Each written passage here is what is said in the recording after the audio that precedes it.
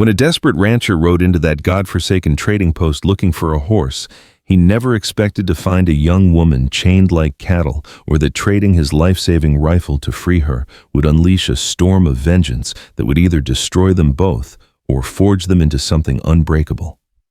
Stay with me until the end of this incredible story of survival, redemption, and the unbreakable bonds forged in the fires of the American frontier.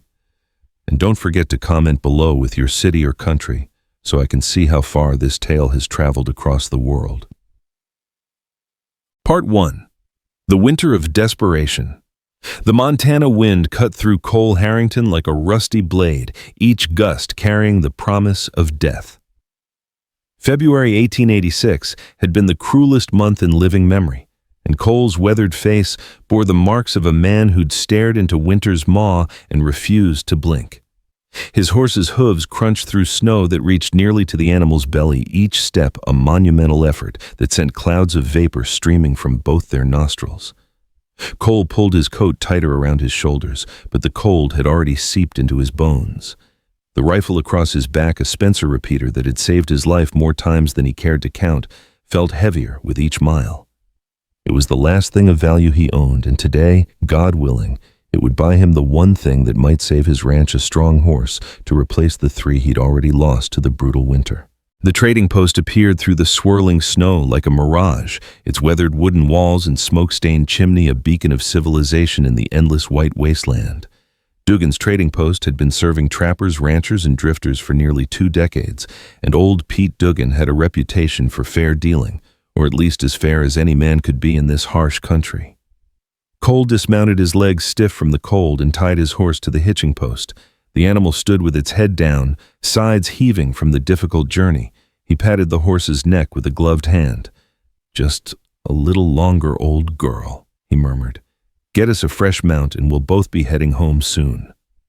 The trading post's heavy wooden door creaked as he pushed it open, and the warmth hit him like a physical blow. The interior was dimly lit by oil lamps and a crackling fireplace casting dancing shadows across walls lined with furs, tools, and provisions. The familiar smells of wood smoke, leather, and coffee filled his nostrils, scents that spoke of human comfort in a world that offered precious little of it. "Cole Harrington," Pete Duggan's voice boomed from behind the counter. The proprietor was a mountain of a man with a gray beard that reached nearly to his belt buckle and arms like tree trunks. "Didn't expect to see you out in this weather. How's the ranch holding up?" Cole stomped the snow from his boots and approached the counter.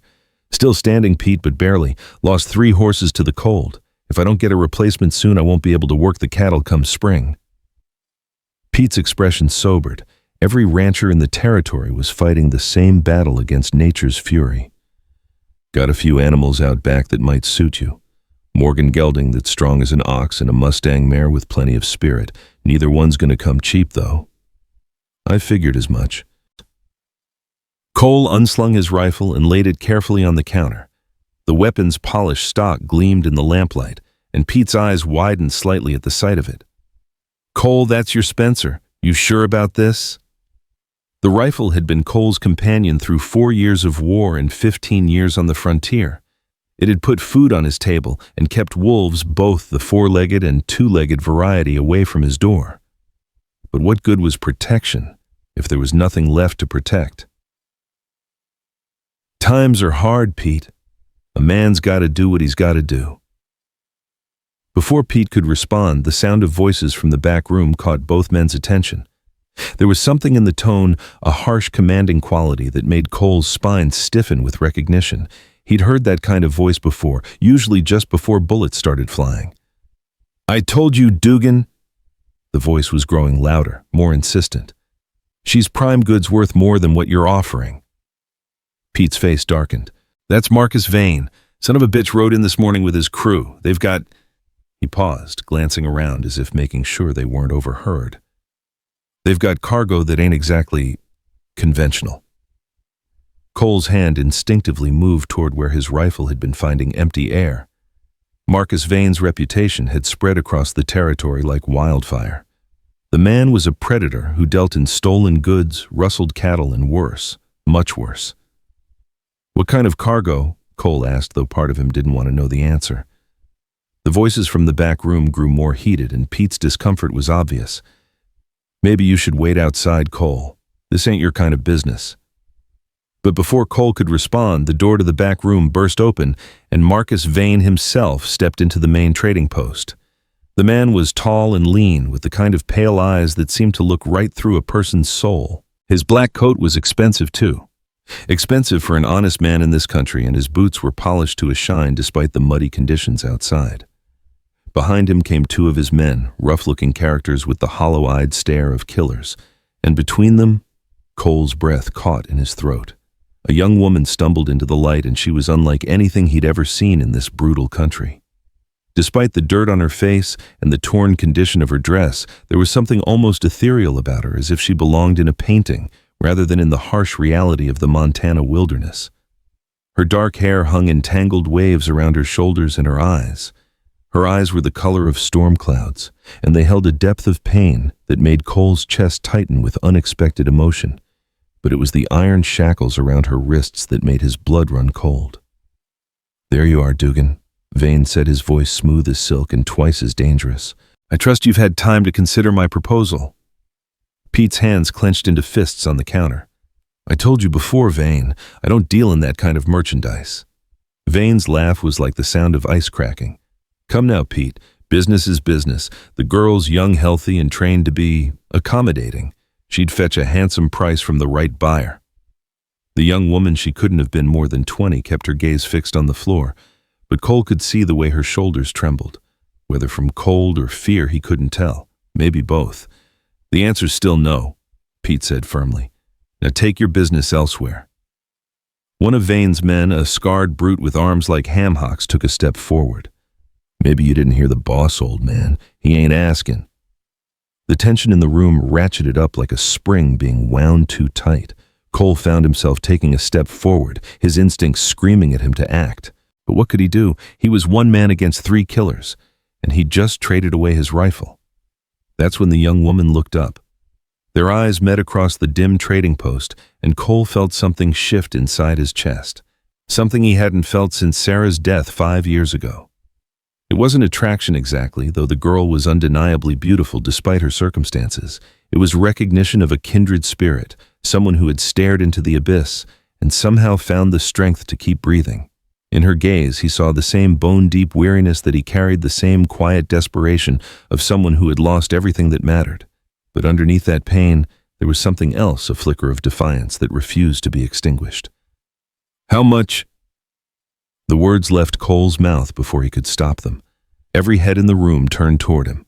Vane's pale eyes assessed him like a predator sizing up potential prey, while Pete looked at him as if he'd lost his mind. "Cole," Pete said quietly, "you don't want to get involved in this." But Cole was already committed. Something about the girl's situation had awakened a protective instinct he'd thought died with his family. Maybe it was the way she held herself despite the shackles, or maybe it was the memory of his own daughter lost to fever when she was barely older than this young woman. "I asked how much—" Cole repeated, his voice steady despite the racing of his heart. Vane's smile was predatory. "Well, well, didn't expect to find a buyer in a place like this." He walked slowly around Cole, taking his measure. "You don't look like a man with means, friend. This little dove here is worth more than most folks see in a year."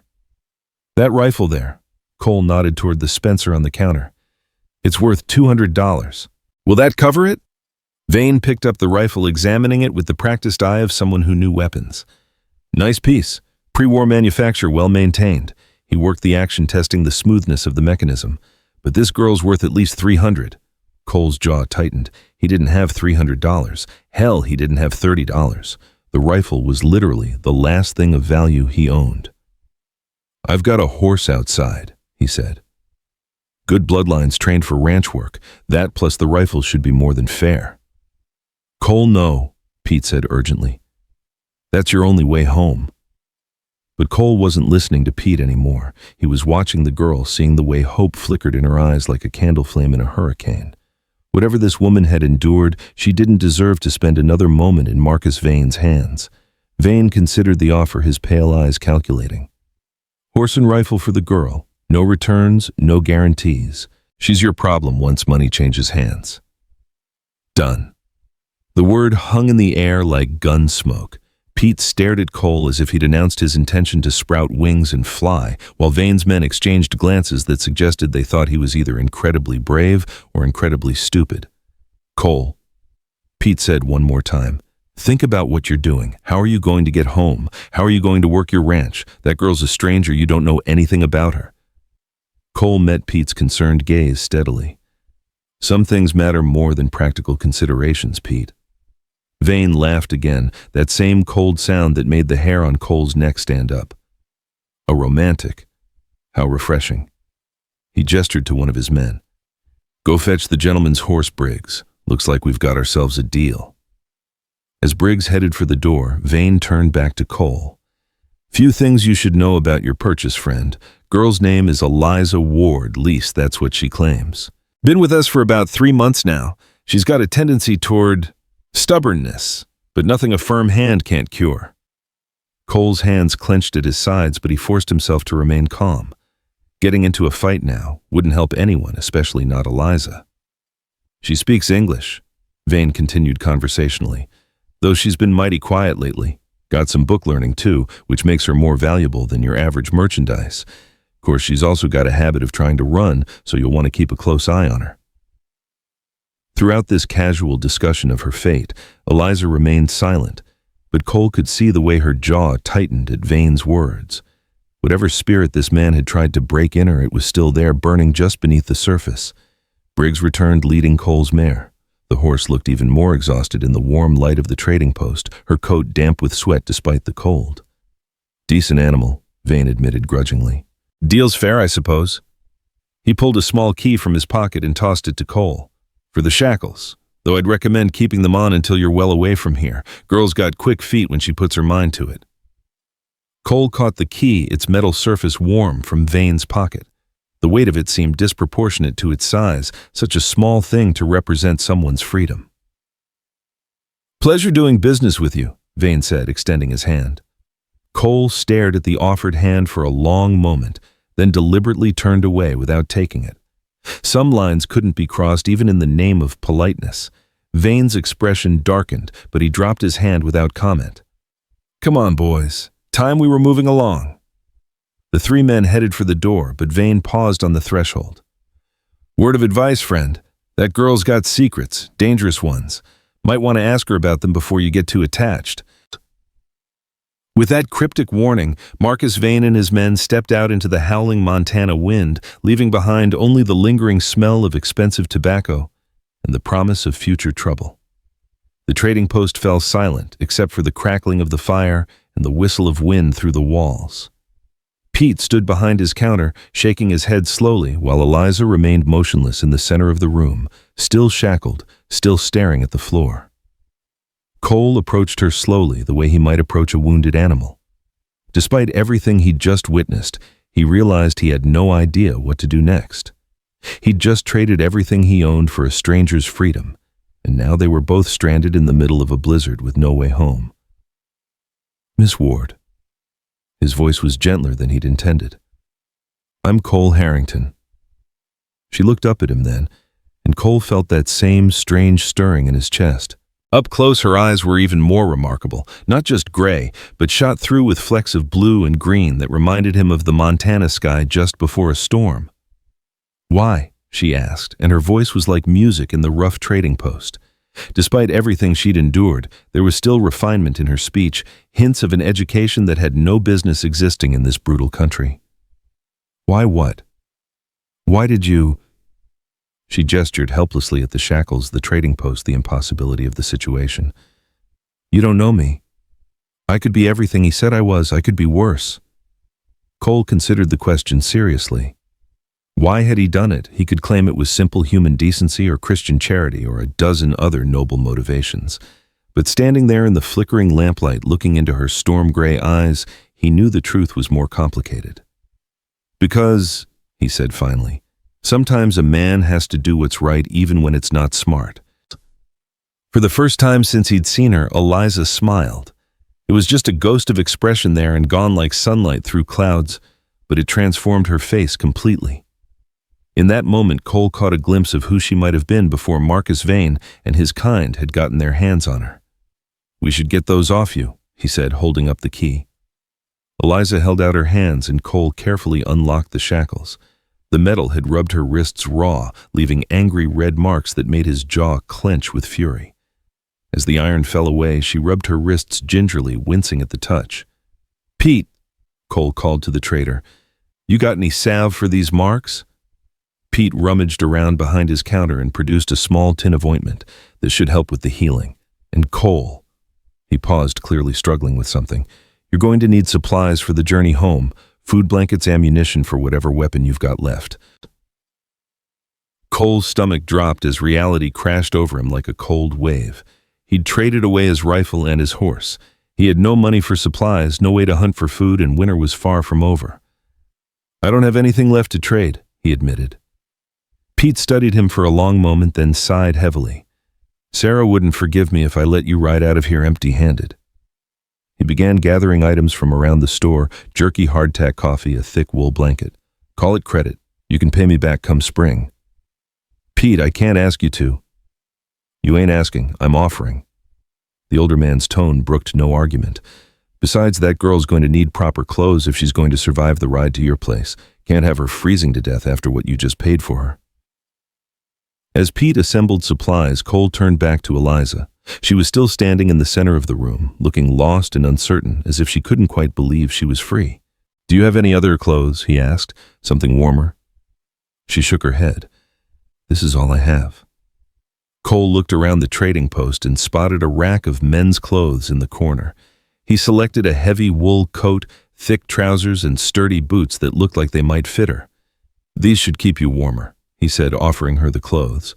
Eliza took them hesitantly. I don't have any way to pay you back." "Nobody's asking you to pay anything back. Just put on something that'll keep you from freezing to death." Pete cleared his throat diplomatically. "There's a room in the back where the lady can change. Take your time." Eliza disappeared into the back room, leaving Cole alone with Pete and the weight of what he'd just done. The older man finished packing supplies and looked at Cole with something that might have been admiration or might have been pity. "You know, this is crazy, right?" Pete said quietly. "Trading everything you own for a stranger. A stranger who is being sold by Marcus Vane, no less?" "Maybe," Cole admitted, "but I couldn't just walk away." "That girl's got secrets, Cole. Vane wasn't lying about that. Men like him don't just randomly pick up stray women. There's more to her story." "I know. And you're taking her home anyway." Cole thought about his empty ranch, the cattle that might not survive the winter, the mountain of debt that grew larger every month. He thought about Sarah's grave on the hill behind the house and the way the wind howled through the rooms where his family used to laugh. "Home's just a place, Pete. If I can give someone else a chance at a better life, maybe that's worth something." Before Pete could respond, Eliza emerged from the back room. The transformation was remarkable. The men's clothes fit her reasonably well, and the heavy coat made her look less fragile, more capable of surviving the journey ahead. She'd managed to braid her hair back, giving her a more practical appearance. "Better?" Cole said with approval. "Those boots fit all right." She nodded, then seemed to gather her courage for something. "Mr. Harrington, Cole, I need you to know something before we go any further." Here it comes, Cole thought. Whatever secret Vane had hinted at, whatever dangerous truth Pete was worried about. "What is it?" Eliza reached into the folds of her coat and pulled out a small wooden box carved with intricate designs that looked like they'd been made by skilled hands. She held it carefully, as if it contained something infinitely precious. "This is why Marcus Vane took me," she said quietly. Not for what you think. He wanted this box, or rather what's inside it." Cole studied the box, noting the craftsmanship and the way Eliza's hands trembled as she held it. "What's inside? A map," she said simply, "and a name carved on the lid. A name that might mean something to you." She turned the box over, revealing the carved letters on the bottom. Even in the dim light of the trading post, Cole could read the inscription clearly. Noah. The box slipped from Cole's numb fingers and clattered to the floor. Noah, his son's name. His boy, who had disappeared into a blizzard 3 years ago, age 12, never to be seen again.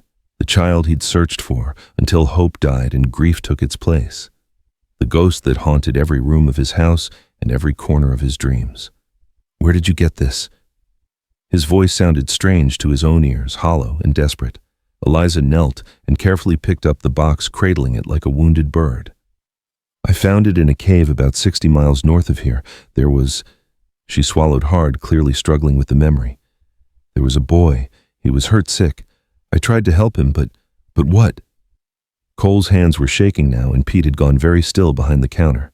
"He died," Eliza whispered. "But before he did, he made me promise to bring this box to Cole Harrington. He said his father lived on a ranch near the Yellowstone River, and that this box was the most important thing in the world." The trading post spun around Cole like a child's top. He gripped the edge of the counter to keep from falling, his breath coming in short gasps.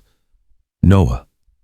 His boy had survived the blizzard, had lived for who knows how long in the wilderness, had been found by this strange young woman who was now standing in front of him with tears in her storm-gray eyes. "He talked about you." Eliza continued, her voice barely above a whisper. "Said you taught him to fish and to track animals. Said you used to tell him stories about knights and dragons. He loved you so much, Cole. Even at the end, even when he was barely conscious, he kept saying he had to get home to his father." Cole's legs gave out and he sank into a chair beside the fireplace. The weight of 3 years' worth of grief and guilt crashed over him like an avalanche. All this time he'd believed Noah had died in that blizzard, had tortured himself with thoughts of his son's last terrified moments. But the boy had survived, had fought his way through the wilderness, had lived long enough to... "How long ago?" he managed to ask. 4 months, Eliza said gently. "I stayed with him for 2 weeks trying to nurse him back to health. He was so brave, Cole. Even when he knew he wasn't going to make it home, he never stopped fighting." 4 months. Just 4 months ago, while Cole had been wallowing in whiskey and self-pity, his son had been dying alone in a cave calling for his father. "What's on the map?" Pete asked quietly, speaking for the first time since Eliza's revelation.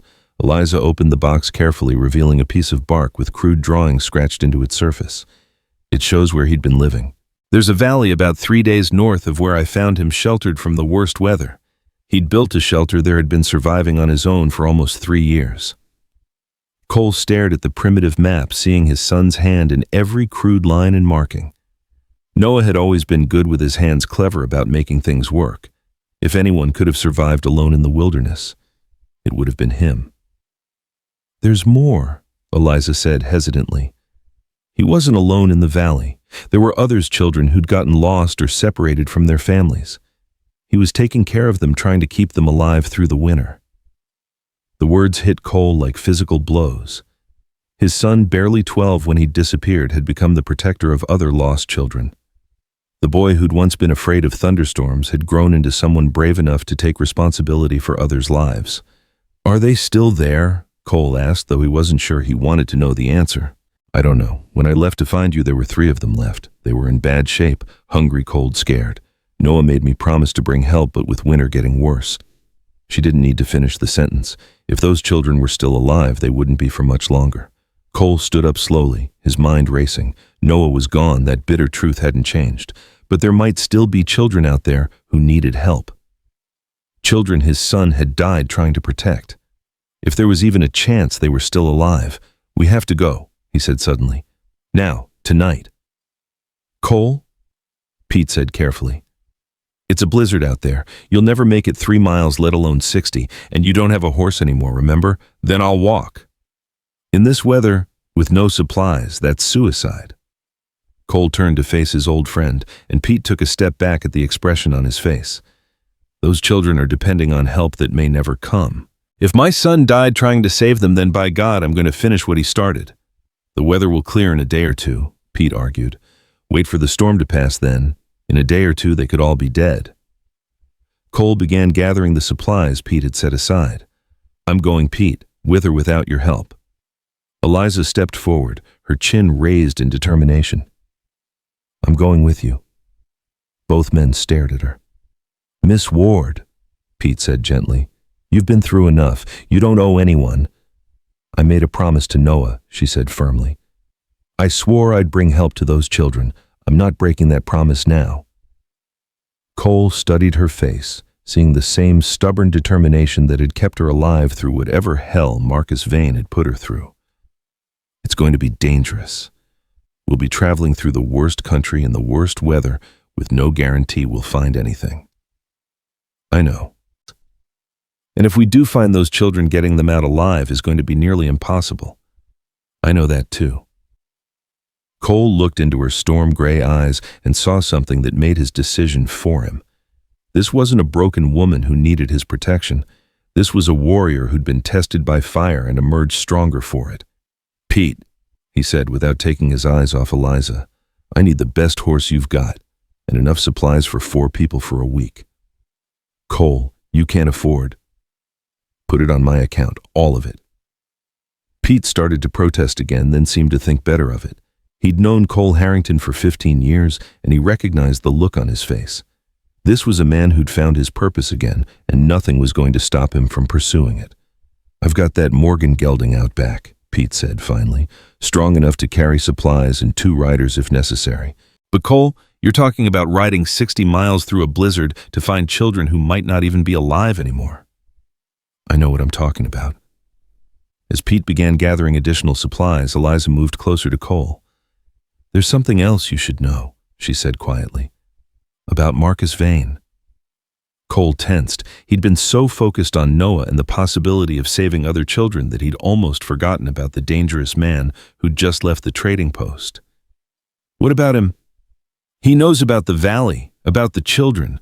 That's why he took me. He thought I could lead him to whatever Noah had hidden up there." "What did Noah hide?" Eliza shook her head. "I don't know, but Vane seemed to think it was valuable enough to risk traveling into the mountains in winter." Cole felt ice forming in his stomach. "You think he's going after them?" "I think Marcus Vane is the kind of man who doesn't give up easily, and I think he's not done with either of us." Before Cole could respond, the sound of horses outside caught everyone's attention. Multiple horses moving at speed despite the storm. Pete moved to the window and peered out through the frost-covered glass. "Riders coming," he announced grimly. "At least 6 of them." Cole's hand instinctively moved toward his missing rifle, then clenched into a fist. "Vane. Can't tell in this weather, but who else would be fool enough to be out in this storm?" The sound of boots on the wooden porch confirmed their worst fears. Heavy, confident steps that spoke of men comfortable with violence. Cole looked around the trading post, taking inventory of available weapons. Pete had a shotgun behind the counter, and there were a few knives on display, but against 6 armed men. The door burst open, letting in a whirlwind of snow and cold air. Marcus Vane stepped through the threshold, his pale eyes scanning the room until they fixed on Eliza. Behind him came his men, all of them armed and ready for trouble. "Well, well," Vane said, his voice carrying that same silky menace. Imagine my surprise when I realized I'd forgotten to mention something important about our transaction. Cole stepped protectively in front of Eliza, though he had no weapon and no real way to stop whatever was about to happen. "Our business is finished, Vane." "Oh, but that's where you're wrong, friend."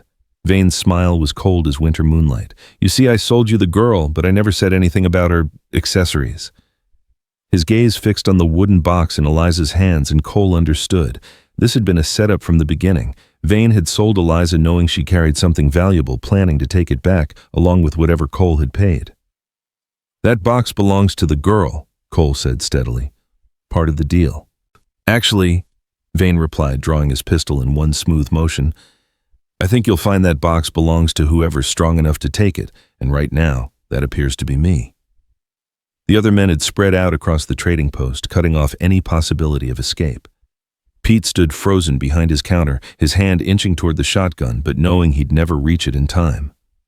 "Hand over the box, Miss Ward," Vane continued conversationally, "and we'll call it even.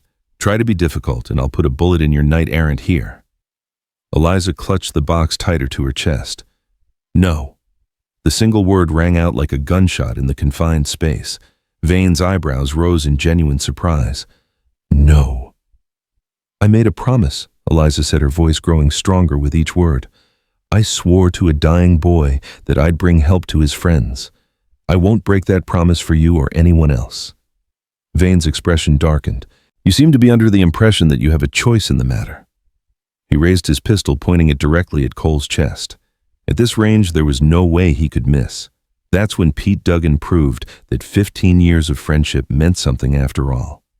The shotgun blast was deafeningly loud in the enclosed space, and one of Vane's men spun around and crashed into a display of fur pelts. Pete was already reaching for his second barrel when Vane's pistol cracked and the traitor grunted and staggered backward. "Pete!" Cole lunged toward his friend, but Eliza grabbed his arm. "The window!" she shouted, pointing toward the back of the trading post.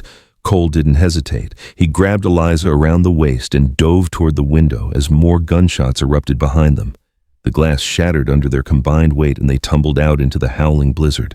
The cold hit them like a physical assault, but Cole forced himself to keep moving. Snow was falling so heavily that visibility was down to just a few feet, which might be the only thing that saved them. He could hear shouting from inside the trading post, and he knew they had only seconds before Vane and his remaining men came after them. "The stable!" Eliza gasped, pointing toward a dark shape barely visible through the snow. They stumbled through the drifts, Cole supporting Eliza when she struggled in the deep snow. Behind them, they could hear Vane's voice roaring orders, but the sound was muffled by the storm. The stable was dark and cold, filled with the warm smells of horses and hay.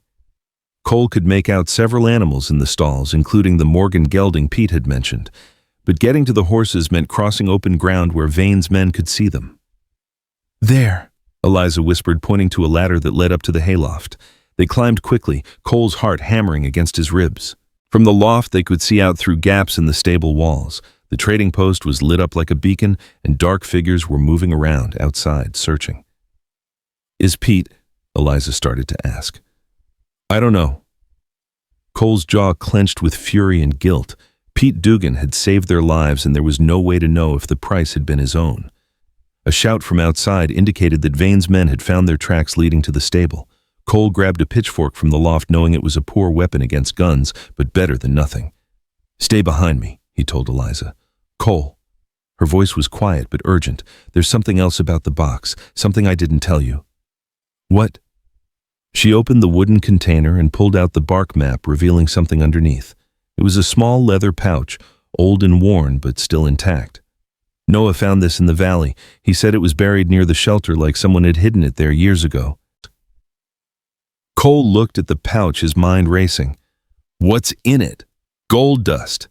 "Not much, but enough to—" She swallowed hard. "Enough to explain why Marcus Vane is so interested in a box belonging to a dead boy." The stable door crashed open below them, and heavy footsteps echoed in the darkness. Cole gripped the pitchfork tighter, knowing that whatever happened next would determine whether they lived to see another sunrise.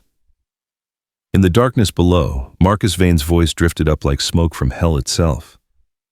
"I know you're in here, and I know you've got something that belongs to me. Make this easy on yourselves, and maybe you'll live to see spring." Cole looked at Eliza, seeing his own determination reflected in her storm-gray eyes. They were outgunned, outnumbered, and trapped in a stable during the worst blizzard in living memory.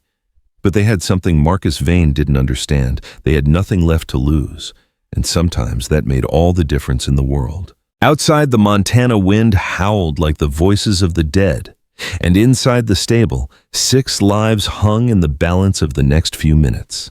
The box that had belonged to Noah Harrington, the boy who'd survived alone in the wilderness for 3 years, was about to determine whether his father would live long enough to save the children his son had died protecting. The storm was far from over, and the real battle was just beginning. The silence stretched like a taut wire in the hayloft above, broken only by the whisper of wind through the stable walls and the soft shuffling of horses below. Cole's knuckles were white around the pitchfork handle as he watched dark shapes move through the gaps in the wooden slats. 3 men had entered the stable, their guns drawn and ready, while Marcus Vane's voice continued to drift up from somewhere near the door. "You know, Miss Ward," Vane called out conversationally, his tone as casual as if he were discussing the weather. "I'm a patient man by nature, but this storm won't last forever, and when it clears, you'll have nowhere left to run." Eliza pressed herself against the hay bales, clutching Noah's box so tightly her knuckles had gone white. Cole could see the fear in her eyes, but underneath it burned that same stubborn defiance that had kept her alive through whatever hell she'd endured. She met his gaze and nodded slightly. Whatever happened next, she was ready for it. Below them, one of Vane's men was methodically checking each stall, his boots crunching on the straw-covered floor. The Morgan gelding snorted and shifted nervously as the stranger approached, and Cole held his breath. If the horses gave them away? "Boss?" came a rough voice from near the ladder. "Found fresh tracks leading to the back corner. Somebody climbed up here recently."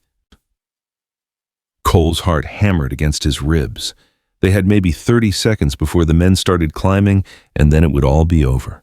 The pitchfork in his hands felt pathetically inadequate against 3 armed killers, but it was all he had. That's when the stable door exploded inward with a crash that shook the entire building. "Fire!" someone screamed from outside. "The trading post's on fire." Through the gaps in the stable walls, Cole could see an orange glow beginning to pulse against the swirling snow. The flames were small now, but in this wind it wouldn't take long for them to spread to every building in the trading post. Vane's men looked toward the door, momentarily distracted by the crisis unfolding outside. It was the chance Cole had been waiting for. He launched himself from the loft without a sound, the pitchfork aimed straight down at the nearest gunman. The man looked up just in time to see death falling toward him, his mouth opening in a shout that never came. The tines caught him in the chest and drove him backward into a stall gate with a sickening crunch. Cole hit the ground hard and rolled, coming up with the dead man's pistol in his hand. The second gunman was turning toward him, but Cole was faster. The Colt barked twice in rapid succession, and the man spun around and collapsed against a feed barrel. The third man had better reflexes. His shot took a chunk out of the wooden beam inches from Cole's head, and he was already diving for cover behind a pile of grain sacks when Cole returned fire. The bullet sparked off metal somewhere in the darkness. "Briggs Murphy, what the hell's going on in there?" Vane's voice had lost its casual tone, replaced by the sharp bark of a man accustomed to command. Cole crouched behind a stall gate, trying to pin down the location of the third gunman. The horses were panicking now, whinnying and kicking at their stalls as the smell of gunpowder filled the air. Above him, he could hear Eliza moving around in the loft, but he didn't dare look up to check on her. A shot rang out from behind the grain sacks, and wood splinters showered down on Cole's head. He was pinned down with nowhere to go, and Vane would be coming through that door any second with reinforcements. That's when Eliza proved she was far more than just a victim who needed rescuing. The pitchfork came sailing down from the loft like a spear thrown by an avenging angel, catching the hidden gunman squarely between the shoulder blades. The man's final shot went wild, punching harmlessly into the stable roof, and he pitched forward without another sound. "Cole," Eliza's voice was urgent. "The back wall. There's a loose board." He looked where she was pointing and saw it a section of the stable wall where the wood had warped and pulled away from the frame, leaving a gap just wide enough for a person to squeeze through. It wasn't much of an escape route, but it was better than waiting for Vane to corner them. The stable door was starting to swing open again when Cole made his decision. He grabbed the reins of the Morgan gelding and quickly led the horse toward the loose board. The animal was nervous, but well-trained, following his lead even as gunshots echoed behind them. "Come on!" he called to Eliza. She dropped down from the loft with surprising grace, landing lightly on her feet despite the men's clothes and heavy boots. Noah's box was still clutched in her hand, and Cole could see determination written in every line of her face. Together, they forced the loose board aside and squeezed through the gap, leading the Morgan into the howling blizzard beyond. The wind hit them like a physical blow, and the snow was so thick that the burning trading post was nothing more than an orange glow in the distance. "Which way?" Cole shouted over the wind. Eliza looked around, trying to get her bearings in the whiteout conditions. "North," she said finally. "But we need to get away from here first. Vane will have men watching all the roads." Cole swung up onto the Morgan's back and reached down to help Eliza up behind him. The horse was strong and steady, but carrying 2 riders through deep snow was going to be exhausting work. They had maybe a few hours before the animal gave out completely. Behind them, they could hear shouting and the sound of more gunshots, but the noise was already being swallowed by the storm. Cole urged the Morgan forward, following a narrow trail that led away from the trading post and into the vast wilderness beyond. They rode in silence for the first hour, both of them too focused on survival to waste energy on conversation. The cold was brutal, seeping through their clothes and numbing their faces despite the scarves wrapped around their heads. Cole could feel Eliza shivering behind him, her arms wrapped around his waist for warmth and stability. When they finally stopped to rest the horse, they were miles from the trading post and completely alone in the white vastness of the Montana wilderness. Cole dismounted and checked the Morgan's legs and hooves, making sure the animal wasn't injured from the difficult terrain. "How are you holding up?" he asked Eliza. She slid down from the horse, stumbling slightly as her legs adjusted to solid ground again. I'm all right. Cold, but all right. Cole studied her face in the dim light. Her lips were blue with cold and ice crystals had formed on her eyelashes, but her eyes were still alert and determined. This woman had already proven she was tougher than she looked. We need to find shelter, he said. The horse can't keep going much longer in these conditions, and neither can we. Eliza looked around at the endless expanse of snow and wind. There's a line cabin about 5 miles from here. Trappers use it sometimes. If we can make it that far, lead the way. They remounted and continued north, following what Eliza claimed was a trail, but looked to Cole like unmarked wilderness. The wind was getting stronger, and the temperature was dropping fast.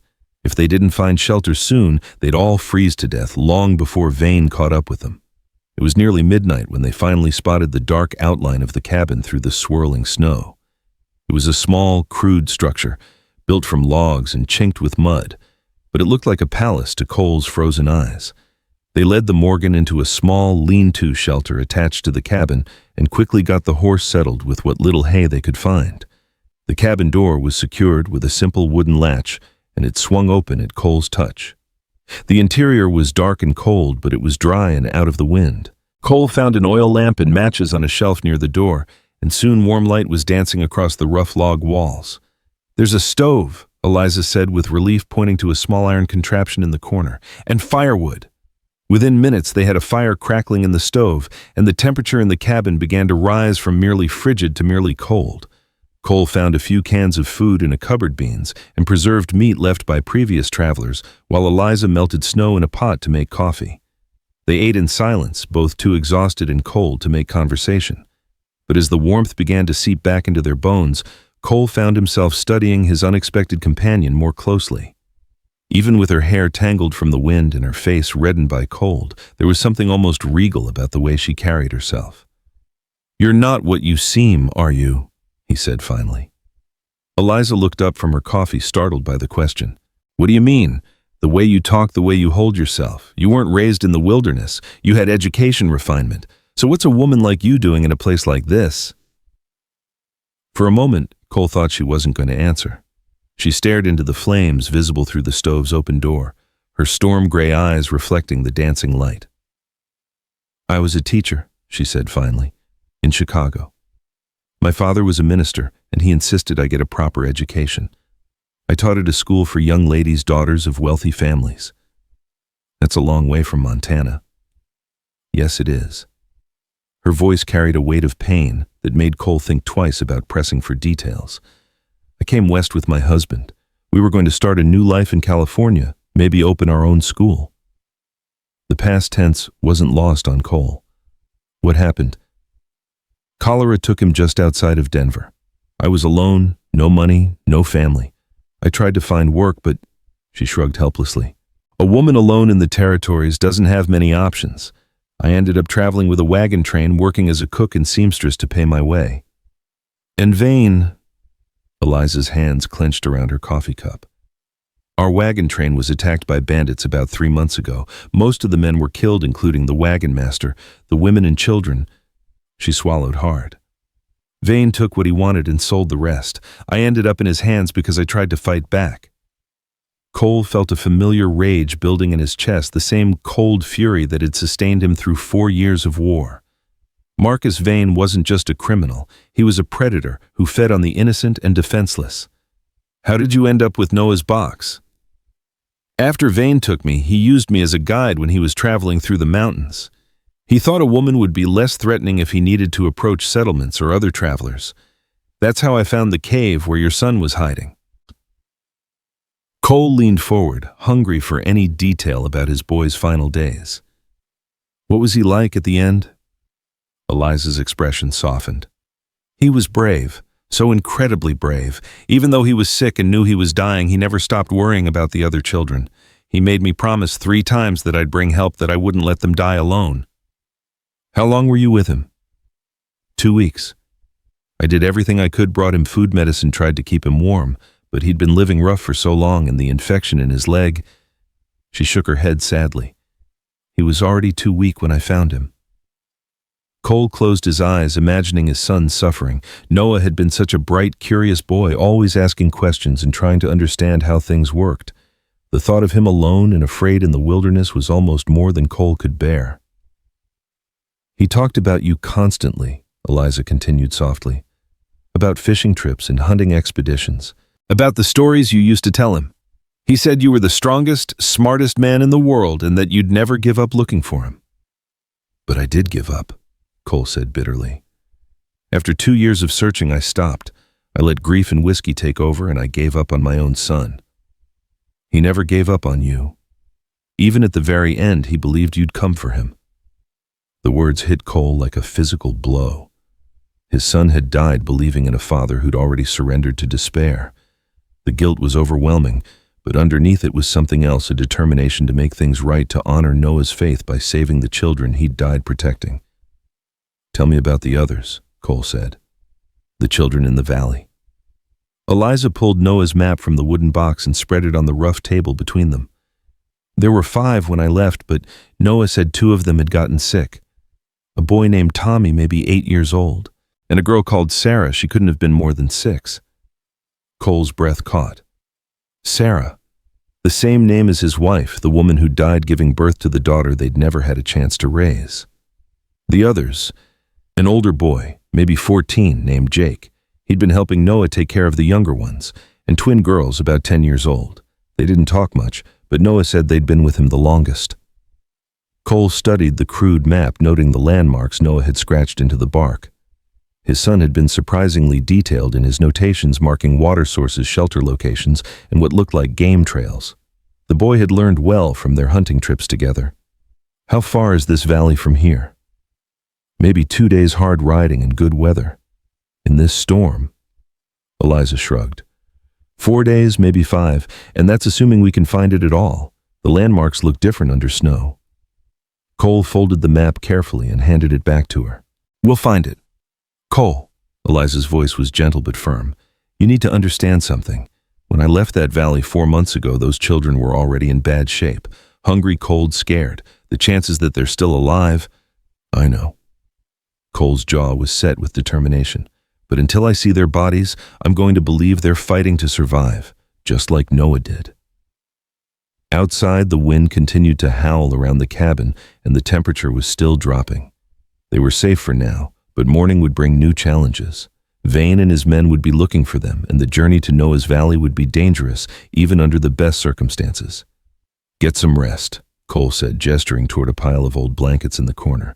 "We'll need to move at first light." Eliza nodded and moved toward the blankets, but she paused at the edge of the lamplight. "Cole, what you did back at the trading post, trading everything you owned for a stranger. Why?" Cole considered the question, thinking about Sarah's grave on the hill behind his ranch and the empty rooms where his family used to laugh. Sometimes a man gets so lost in his own grief that he forgets there are other people in the world who need help. Maybe saving someone else is the only way to save yourself. Eliza studied his face for a long moment, then nodded. "Thank you for everything." As she settled down to sleep, Cole fed more wood into the stove and checked the oil in the lamp. The night was far from over, and he wanted to keep watch in case Vane had somehow managed to track them through the storm. But as the hours passed and the cabin remained secure, Cole found his thoughts drifting to the wooden box and its precious contents. Noah's map was more than just crude directions. It was proof that his son had never given up hope. Even alone in the wilderness, even facing death, the boy had continued to believe that help would come. Cole pulled the map from the box and studied it by lamplight, memorizing every mark and notation. Tomorrow they would begin the most dangerous journey of his life, traveling through hostile territory in the worst weather imaginable, to reach a valley that might contain nothing but frozen corpses. But tonight, for the first time in 3 years, Cole Harrington had something he'd thought lost forever: purpose. His son was dead, but Noah's mission lived on. Somewhere in the mountains, children were counting on help that might never arrive, and Cole would move heaven and earth to make sure they didn't die waiting. The storm outside began to ease slightly as dawn approached, but Cole knew it was only a temporary respite. The real blizzard, the one that would test every ounce of strength and determination they possessed, was still ahead of them. And somewhere behind them, Marcus Vane was planning his next move, driven by greed and fury in equal measure. The man wouldn't give up easily, and Cole had no illusions about what would happen if Vane caught them before they reached the valley. But that was a worry for another day. Right now, all that mattered was the flickering flame in the stove, the warmth slowly returning to their bodies, and the precious map that might lead them to the children Noah had died trying to save. Cole carefully folded the map and placed it back in its box, then settled down to wait for morning. Outside, Montana's winter wind sang its ancient song of survival and death, but inside the cabin, two unlikely allies prepared for a journey that would either redeem them both or destroy them completely. The die had been cast the moment Cole traded his rifle for Eliza's freedom. Now, all that remained was to see where fortune would lead them, and whether love and dawn crept across the Montana wilderness like a wounded animal, slow and uncertain, painting the endless snow in shades of gray and pale gold. Cole had dozed fitfully in the hard wooden chair by the stove, jerking awake every hour to feed the dying. If dawn crept across the Montana wilderness like a wounded animal, slow and uncertain, painting the endless snow in shades of gray and pale gold. Cole had dozed fitfully in the hard wooden chair by the stove, jerking awake every hour to feed the dying flames and listen for sounds that didn't belong to wind and settling timber.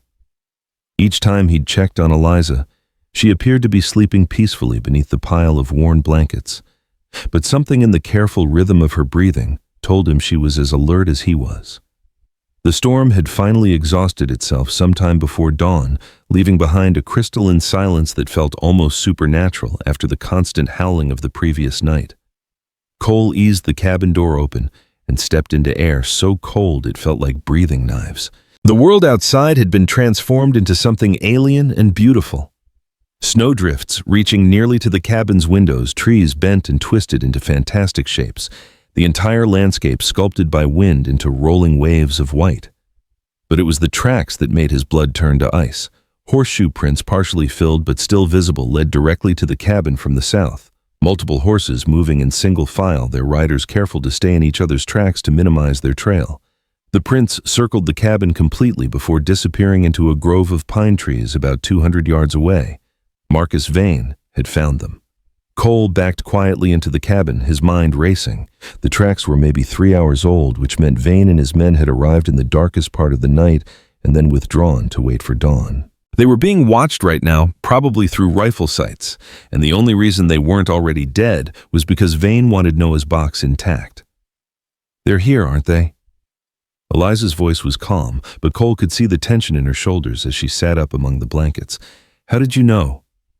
"I've been listening to Marcus Vane breathe for 3 months. You learn to recognize the sound of death waiting outside your door." She stood and began folding the blankets with methodical precision. "How many—" Cole peered through a gap in the window boards, trying to spot movement in the tree line. "I count tracks for at least 4 horses, maybe 5. He brought what's left of his gang." "He won't wait much longer. Vane likes to attack when people think they're safe, when they're just waking up and not thinking clearly." Eliza moved to the window on the opposite side of the cabin. "There, in the big pine about 60 yards out. See the flash of metal." Cole squinted through the morning light and caught it, the brief glint of sunlight off a rifle barrel. As his eyes adjusted, he began to pick out other details, a shadow that didn't quite match the tree trunk it was hiding behind, the unnatural stillness of a bush that should have been swaying in the breeze. "We're surrounded," he said grimly. "No." Eliza's voice carried an odd note of satisfaction. "We're exactly where we need to be." Cole turned to stare at her. "What do you mean?" Instead of answering directly, Eliza moved to the back corner of the cabin and began pulling away loose floorboards. Underneath was a shallow depression that had been carved out of the earth, just large enough for a person to hide in. "Noah told me about this place," she said, her hands working quickly to clear away the boards. "He said frontier cabins always have bolt holes, places to hide when the Indians came raiding. This one's got something extra." She reached into the depression and pulled out a canvas-wrapped bundle. Inside were 2 rifles, a shotgun, and enough ammunition to fight a small war. The weapons were old but well-maintained, their metal parts gleaming with oil. "Trapper's cache," Eliza explained. "Noah said the men who built this cabin were former soldiers, and they knew how to prepare for trouble." Cole hefted one of the rifles, checking the action and sighting down the barrel. It was a Henry repeater, 15 shots without reloading, not as accurate as his lost Spencer, but deadly effective at close range. "This changes things," he said, feeling the familiar weight of a weapon in his hands. "It changes some things, but Marcus Vane didn't survive this long by being stupid. He knows we're armed now, and he'll adjust his tactics accordingly." As if summoned by her words, Vane's voice rang out across the clearing, amplified by the crisp morning air. "Miss Ward, Mr. Harrington, I think it's time we had another conversation." Cole positioned himself at the front window while Eliza took the back. The Henry felt solid and reassuring in his hands, but he knew they were still badly outnumbered. Vane's men could pin them down indefinitely, and sooner or later they'd run out of ammunition or make a mistake. "I have a proposition for you," Vane continued. "Send out the girl with my property and I'll let you ride away from here. You've got my word as a gentleman." "His word isn't worth the powder to blow it to hell," Eliza muttered. Cole had to agree. Men like Marcus Vane didn't leave witnesses, especially witnesses who'd killed 3 of their gang members. This was a trap, pure and simple. "What do you want to do?" Cole asked. Eliza's smile was sharp as a blade. "I want to give Marcus Vane exactly what he deserves." Before Cole could ask what she meant, movement in the tree line caught his attention. 2 men were advancing on the cabin from the north, using the morning shadows for cover. They moved with the practiced coordination of soldiers, and Cole knew they weren't amateurs. "Here they come," he said. The first shot shattered the window glass above Cole's head, sending splinters showering down on his shoulders. He returned fire immediately, the Henry's bark echoing across the clearing. One of the advancing men stumbled and fell, clutching his shoulder, but the other kept coming. More shots erupted from different directions as Vane's remaining men opened up from their concealed positions. Bullets punched through the cabin's log walls, filling the air with flying wood chips and the acrid smell of gunpowder. Cole worked the Henry's lever action smoothly, placing his shots with the precision born of years of frontier warfare. A muzzle flash from behind a fallen log gave him a target, and his bullet sent bark flying inches from a hidden gunman's head. Behind him, Eliza's shotgun boomed like thunder, and Cole heard someone scream in pain from the direction of the back window. The woman might have been a schoolteacher, but she was learning the art of frontier justice with frightening speed. "The barn!" Eliza shouted over the gunfire. "They're trying to get to our horse." Cole risked a glance toward the lean-to shelter where they'd left the Morgan. 2 men were creeping toward it, probably planning to either steal the horse or kill it to strand them permanently. Without their mount, they'd never reach Noah's Valley. "Cover me," Cole said, checking his ammunition. "Where are you going?" "To end this." Cole burst through the cabin door like a man possessed, the Henry spitting fire as he charged toward the barn. The surprise of his frontal assault caught Vane's men off guard. They'd expected him to stay pinned down inside the cabin, not come out fighting like a cornered wolf. His first shot took down the man closest to the Morgan, spinning him around and dropping him face first into the snow. The second man tried to bring his rifle to bear, but Cole was already diving and rolling, making himself a harder target. The Henry clicked empty just as Cole reached the cover of a water trough. He fumbled for fresh cartridges, his fingers numb with cold and adrenaline, while bullets chewed chunks out of the frozen wood above his head. That's when he heard the sound that chilled his blood hoofbeats, coming fast from the direction of the main trail. More riders were approaching, and Cole knew with sick certainty that these would be reinforcements for Vane's gang. But as the riders burst into the clearing, Cole realized his assumption was wrong, dead wrong. The lead rider was Pete Duggan, his left arm in a makeshift sling, but his face set with grim determination. Behind him rode 6 men, Cole recognized as neighboring ranchers, all of them armed and looking for a fight. "Pete," Cole shouted in amazement, "how did you? Figured you might need some help." Pete called back, his shotgun already booming as he engaged the hidden gunman. "Besides, nobody burns down my trading post and gets away with it." The arrival of reinforcements changed the entire dynamic of the battle.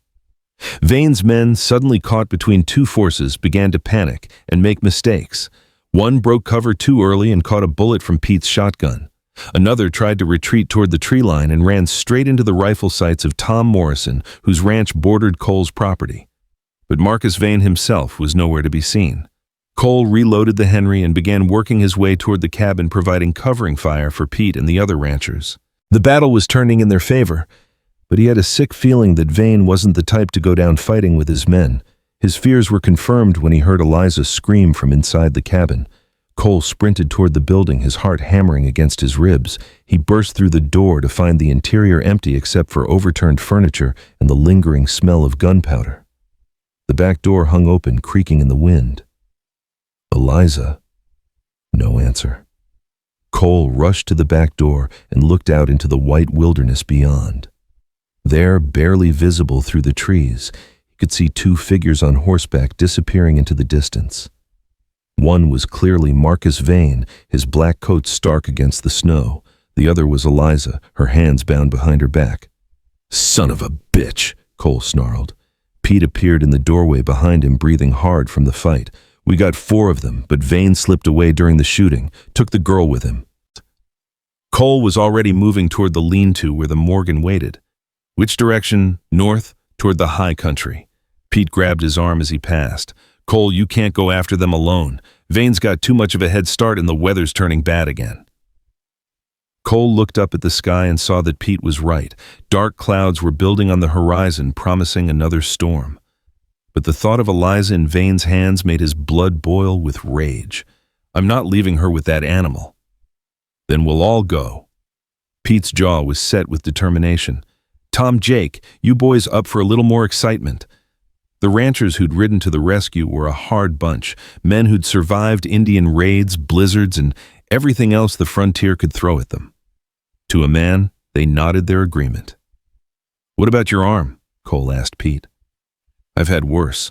Besides, that bastard owes me a new trading post." Within minutes, they were mounted and following Vane's trail north into the mountains.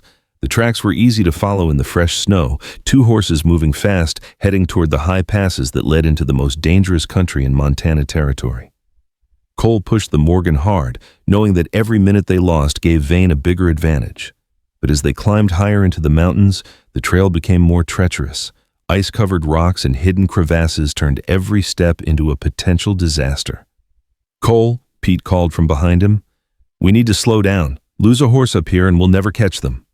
Cole knew his friend was right, but the thought of what Vane might be doing to Eliza drove him forward with desperate urgency. The man was a predator who took pleasure in causing pain, and Eliza had already endured too much at his hands. They'd been riding for 2 hours when they found the first body. It was one of Vane's men, the one who'd taken Cole's bullet in the shoulder during the fight at the cabin. He'd been left behind when he could no longer keep up, and the cold had finished what the bullet had started. "Vane's traveling light now," Tom Morrison observed. "Means he's probably making better time." But Cole had noticed something else. There were only 2 sets of horse tracks leading away from the body. Vane was alone with Eliza now, which made him more dangerous, but also more vulnerable. The trail led them through a narrow pass between 2 towering peaks where the wind funneled through with hurricane force. Cole had to lean low over the Morgan's neck to keep from being blown out of the saddle, and ice crystals stung his face like tiny needles. On the far side of the pass, they found evidence of Vane's desperation. He'd abandoned his horse probably because the animal had gone lame on the treacherous footing. Boot prints led away from the carcass, heading toward a line of caves visible in the cliff face ahead. "He's cornered," Pete said with satisfaction. "No way out of those caves except the way he went in." But Cole wasn't so sure. Marcus Vane had survived this long by being cunning as well as ruthless. Cornering him might be more dangerous than chasing him across open country. They approached the caves carefully, weapons ready and eyes scanning for any sign of an ambush. The entrance was a black mouth in the gray stone large enough for a man on horseback, but narrow enough to be easily defended. "Vane," Cole called into the darkness. "It's over. Send out the girl and we'll make this quick." The answer came in the form of a rifle shot that ricocheted off the rocks near Tom Morrison's head. Vane was definitely in there and he was still fighting. "Miss Ward," Pete shouted. "Are you all right?" Eliza's voice echoed from deep within the cave, strained but strong. "I'm here, but he's got dynamite. Says he'll bring down the whole cave if you come in after him." Cole's blood turned to ice. Dynamite in an enclosed space like a cave would kill everyone inside, and Vane was crazy enough to do it if he thought he was going to die anyway. "What do you want, Vane?" Cole called. "What I've always wanted," came the reply.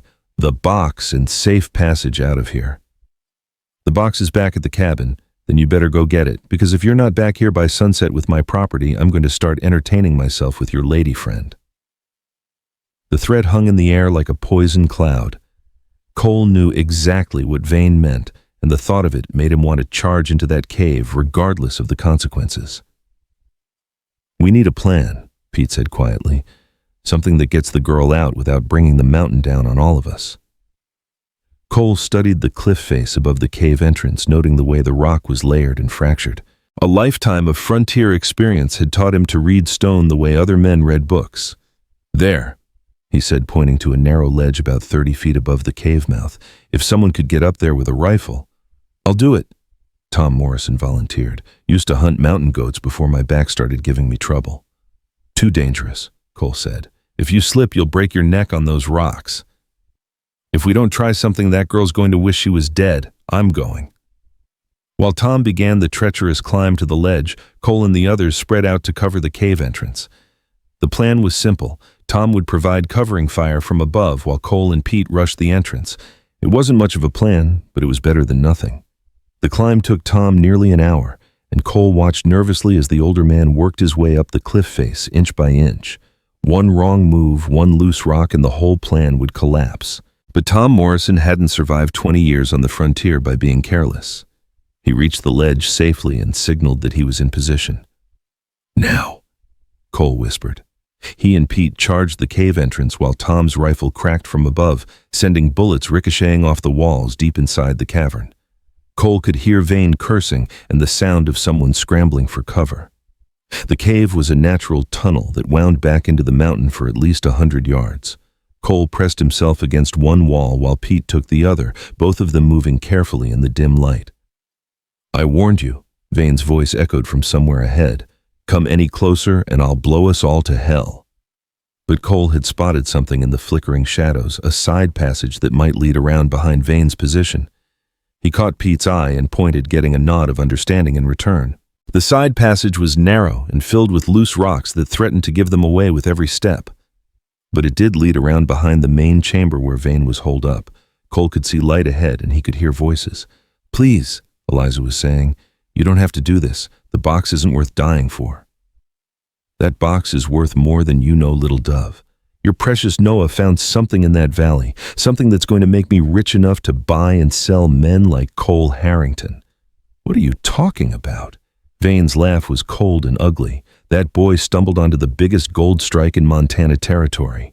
The map in that box shows the location of a vein that could be worth millions. And I'm going to have it all." Cole felt the pieces clicking together in his mind. The gold dust in Noah's pouch hadn't been a random find. His son had discovered a major deposit and marked its location on the map. That's why Vane was so desperate to get the box back, and why he'd been willing to follow them into the mountains in the middle of winter. But it also explained something else. If Noah had found gold, then the children in the valley might not be as helpless as Eliza had thought. They might have resources, supplies, even weapons that Noah had purchased with his find. Cole eased around the final bend in the passage and found himself looking down into the main chamber. Vane was crouched behind a pile of rocks with Eliza beside him, her hands bound but her eyes alert and defiant. In his left hand he held 3 sticks of dynamite wired together with a fuse. "Time's running out, Harrington," Vane called toward the cave entrance. "Make your choice."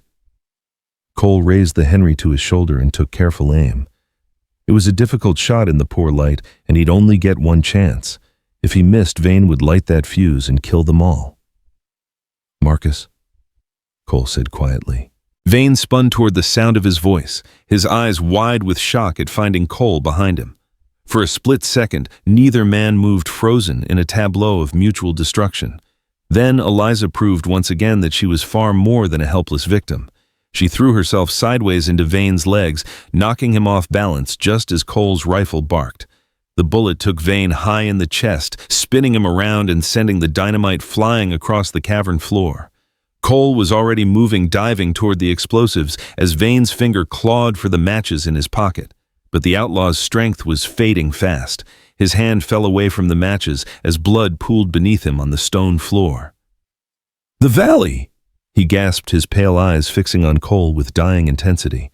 "You'll never find them all. There are others. Others who know about the gold."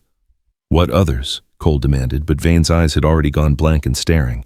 Cole quickly untied Eliza's bonds while Pete and the other ranchers secured the cave. She was shaking from cold and shock, but otherwise unharmed. "Are you all right?" Cole asked gently. "I'm fine. But Cole, what he said about the gold, about others knowing, we have to get to those children.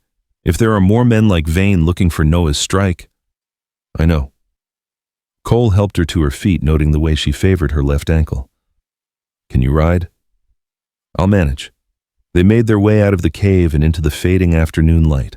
The storm clouds had moved closer while they'd been underground, and the temperature was dropping fast. "We need to move," Pete said. "Another blizzard's coming, and we're still a long way from shelter." But as they prepared to mount up, Cole noticed something that made his blood run cold. Fresh horse tracks in the snow leading away from the cave, mouthed toward the north, multiple horses moving fast. "How many men did Vane have left?" he asked Pete. "We killed 4 at the cabin, and there's 1 dead back at the pass. Plus, Vane makes 6. Why?" Cole pointed to the tracks. "Because somebody else was here, somebody who left while we were in the cave." The implications were terrifying.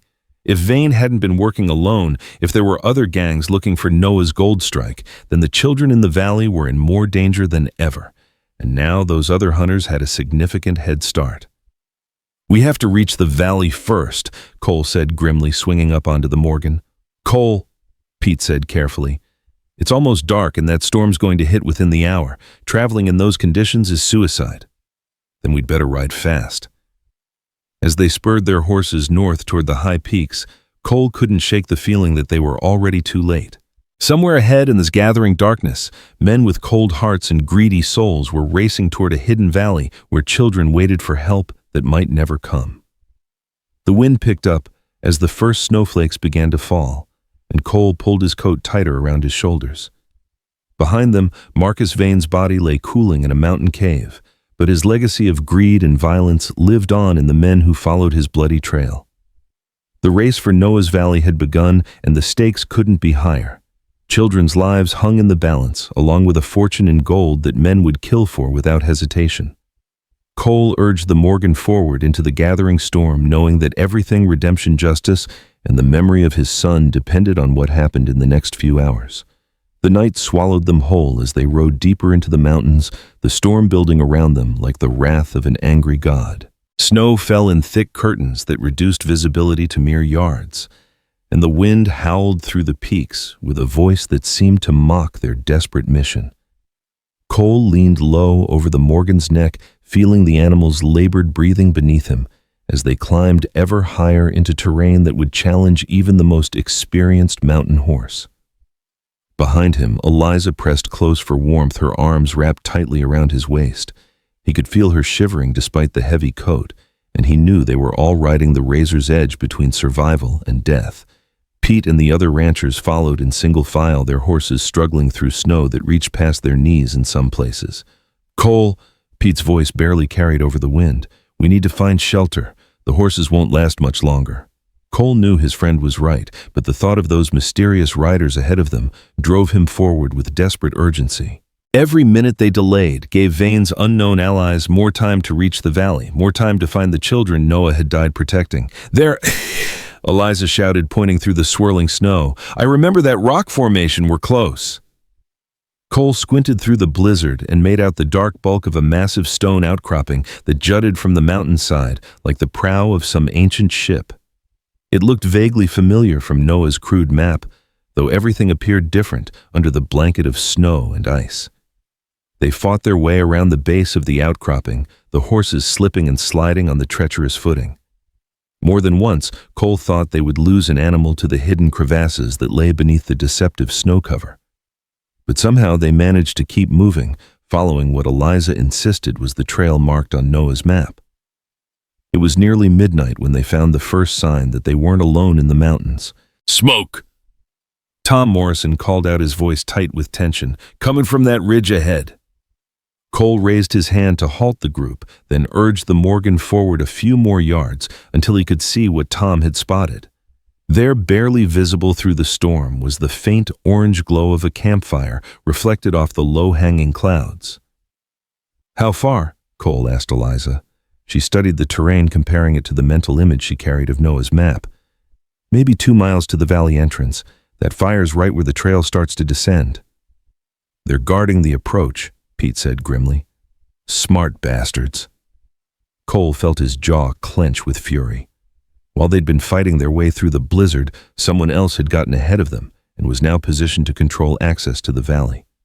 The children were trapped, caught between the mercy of winter and the greed of men who would kill them without hesitation. "How many?" Jake Williams asked, checking his rifle despite the snow that was rapidly covering the metal. "No way to tell from here," Cole replied. "Could be 2 men, could be 10. "What's the plan?" Pete wanted to know. Cole studied the terrain, his mind racing through possibilities. A frontal assault would be suicide in these conditions. They'd be visible long before they got within effective range, and the defenders had the advantage of position and prepared cover. But there might be another way. "Eliza," he said quietly, "is there another route into the valley? Something not marked on Noah's map?" She thought for a moment, her face creased with concentration. Noah mentioned a game trail that comes down from the eastern ridge. Said it was dangerous, barely wide enough for a horse, but it might be passable. How dangerous? Fall off a cliff and die, dangerous. But it would put us above the valley floor, give us the high ground. Cole looked at his companions. Pete with his wounded arm. Tom Morrison pushing 60 and feeling every year of it. Jake Williams more farmer than fighter despite his willingness to help. They were good men, brave men, but they weren't soldiers. Taking them up a treacherous mountain trail in a blizzard was asking a lot. "I'll go alone," he decided. "The rest of you wait here and—" "Like hell," Pete interrupted. "We didn't come this far to sit in the snow while you play hero." "Pete's right," Tom added. "Those are children down there. My own granddaughter's not much older than some of them, according to what you've told us." Cole felt a surge of gratitude for these men who were willing to risk everything for children they'd never met. It reminded him why he'd chosen to make his life on the frontier among people who understood that some things were more important than personal safety. "All right," he said finally, "but we do this my way. Quiet, careful, and nobody takes unnecessary risks." They spent the next hour working their way around the base of the mountain, following what Eliza hoped was the game trail Noah had described. The path was treacherous, barely wide enough for a single horse, with a sheer drop into darkness on one side and an equally intimidating rock wall on the other. More than once, Cole heard the sound of loose stones clattering into the abyss below, and he sent up a silent prayer that none of their horses would lose their footing. The trail seemed to go on forever, switchbacking up the mountainside through terrain that would have been challenging in daylight and good weather. In the middle of a blizzard with visibility near zero and the temperature well below freezing, it was nothing short of nightmarish, but gradually Cole began to notice that they were descending rather than climbing. The trail had crested the ridge and was now leading them down into what he hoped was Noah's hidden valley. The wind was less fierce here, blocked by the surrounding peaks, and he could make out more details of the landscape around them. "There," Eliza whispered, pointing toward a cluster of dark shapes barely visible through the snow. "That's got to be it." Cole studied the structures below them. They looked like a collection of rough shelters built from logs and stones clustered around what might have been a natural spring or small stream. Smoke rose from several chimneys, a hopeful sign that there were still people alive down there. But between their position and the shelters, Cole could see the orange glow of another campfire. The mysterious riders had found the valley and were now positioned between the children and any possible escape route. "How many?" Pete asked, pulling up beside Cole on the narrow trail. Cole counted muzzle flashes as the men around the fire moved about their business. 5, maybe 6. They've got the main trail covered completely. "And the children?" "Still in the shelters, far as I can tell. No sign of fighting, so maybe we're not too late." As if to contradict his words, a gunshot echoed across the valley, followed by harsh shouting that carried clearly through the thin mountain air. "Come out, you little rats!" a voice bellowed. "We know you're in there. Make this easy on yourselves." Cole felt ice form in his stomach. The children were alive, but their time was running out fast. Whatever negotiations or threats were happening down there wouldn't last much longer. "We have to move," he said grimly. "How?" Tom Morrison asked. "They'll see us coming from a mile away." Cole studied the layout of the valley, noting the positions of the shelters relative to the attackers' campfire. An idea began to form in his mind, dangerous. Probably insane, but possibly their only chance. "The smoke," he said suddenly. "Look at how the wind's carrying it." The others followed his gaze and saw what he meant. The valley was like a bowl with the wind swirling around the walls and creating shifting patterns of air current. The smoke from the attackers' fire was being blown directly toward the cluster of shelters. "If we could get above them," Cole continued, "use the storm for cover." "It's still a long shot," Pete warned, "and if we miss any of them, the children are dead." Another gunshot rang out, followed by what sounded like splintering wood. The attackers were losing patience. "We're out of time," Cole said. "Eliza, I need you to stay here with the horses." "No." Her voice was firm, brooking no argument. "I made a promise to Noah, and I'm going to keep it. This is going to be a fight. People are going to die." "People are already dying," she pointed toward the valley. "Those children have been waiting 4 months for help. I'm not abandoning them now." Cole looked into her storm-gray eyes and saw the same stubborn determination that had kept her alive through everything Marcus Vane had put her through. She was right, this was her fight as much as his. "All right," he said, "but you stay behind me and you do exactly what I tell you." They left the horses secured to some stunted trees and began the treacherous descent into the valley on foot. The snow was deep and treacherous, hiding rocks and holes that could break an ankle or worse. Cole led the way, testing each step carefully with Eliza close behind and the other men following in single file. As they got closer to the valley floor, Cole could make out more details of the situation. The attackers had positioned themselves in a rough circle around the largest shelter, which appeared to be some kind of main building that Noah had constructed. Smaller huts were scattered around it, connected by what looked like covered walkways to protect against the weather. "Smart boy," Pete murmured, admiring the layout. "Built it like a fort." Cole felt a surge of pride in his son's ingenuity. Even at 12 years old, Noah had understood the importance of defensive positioning. The shelters were placed to provide mutual support with clear fields of fire between them and good sight lines in all directions. But the attackers had found the weak point in the defenses. They'd taken position on a slight rise that gave them a commanding view of the entire settlement, and they had enough men to watch all the approaches. "You children, listen to me," the same harsh voice called out. "I know you're scared, but we ain't gonna hurt you. We just want to know where the boy hid his gold." "There's no gold," a young voice answered from inside the main shelter. It sounded like a boy maybe 13 or 14 years old. "Noah never found any gold?" "Don't lie to me, boy. We know he was trading dust for supplies in the settlements. Now where is it?" Cole felt pieces clicking together in his mind. If Noah had been trading gold dust for supplies, that explained how the children had survived so long in the wilderness. His son had discovered the deposit Vane had been so desperate to find, and he'd used it to keep his adopted family alive. But it also meant the children might know the location of the gold strike, which made them incredibly valuable to men like the ones surrounding their shelters. "Last chance," the leader of the attackers shouted. "Send out the oldest boy and we'll let the rest of you live." "Go to hell," came the defiant reply.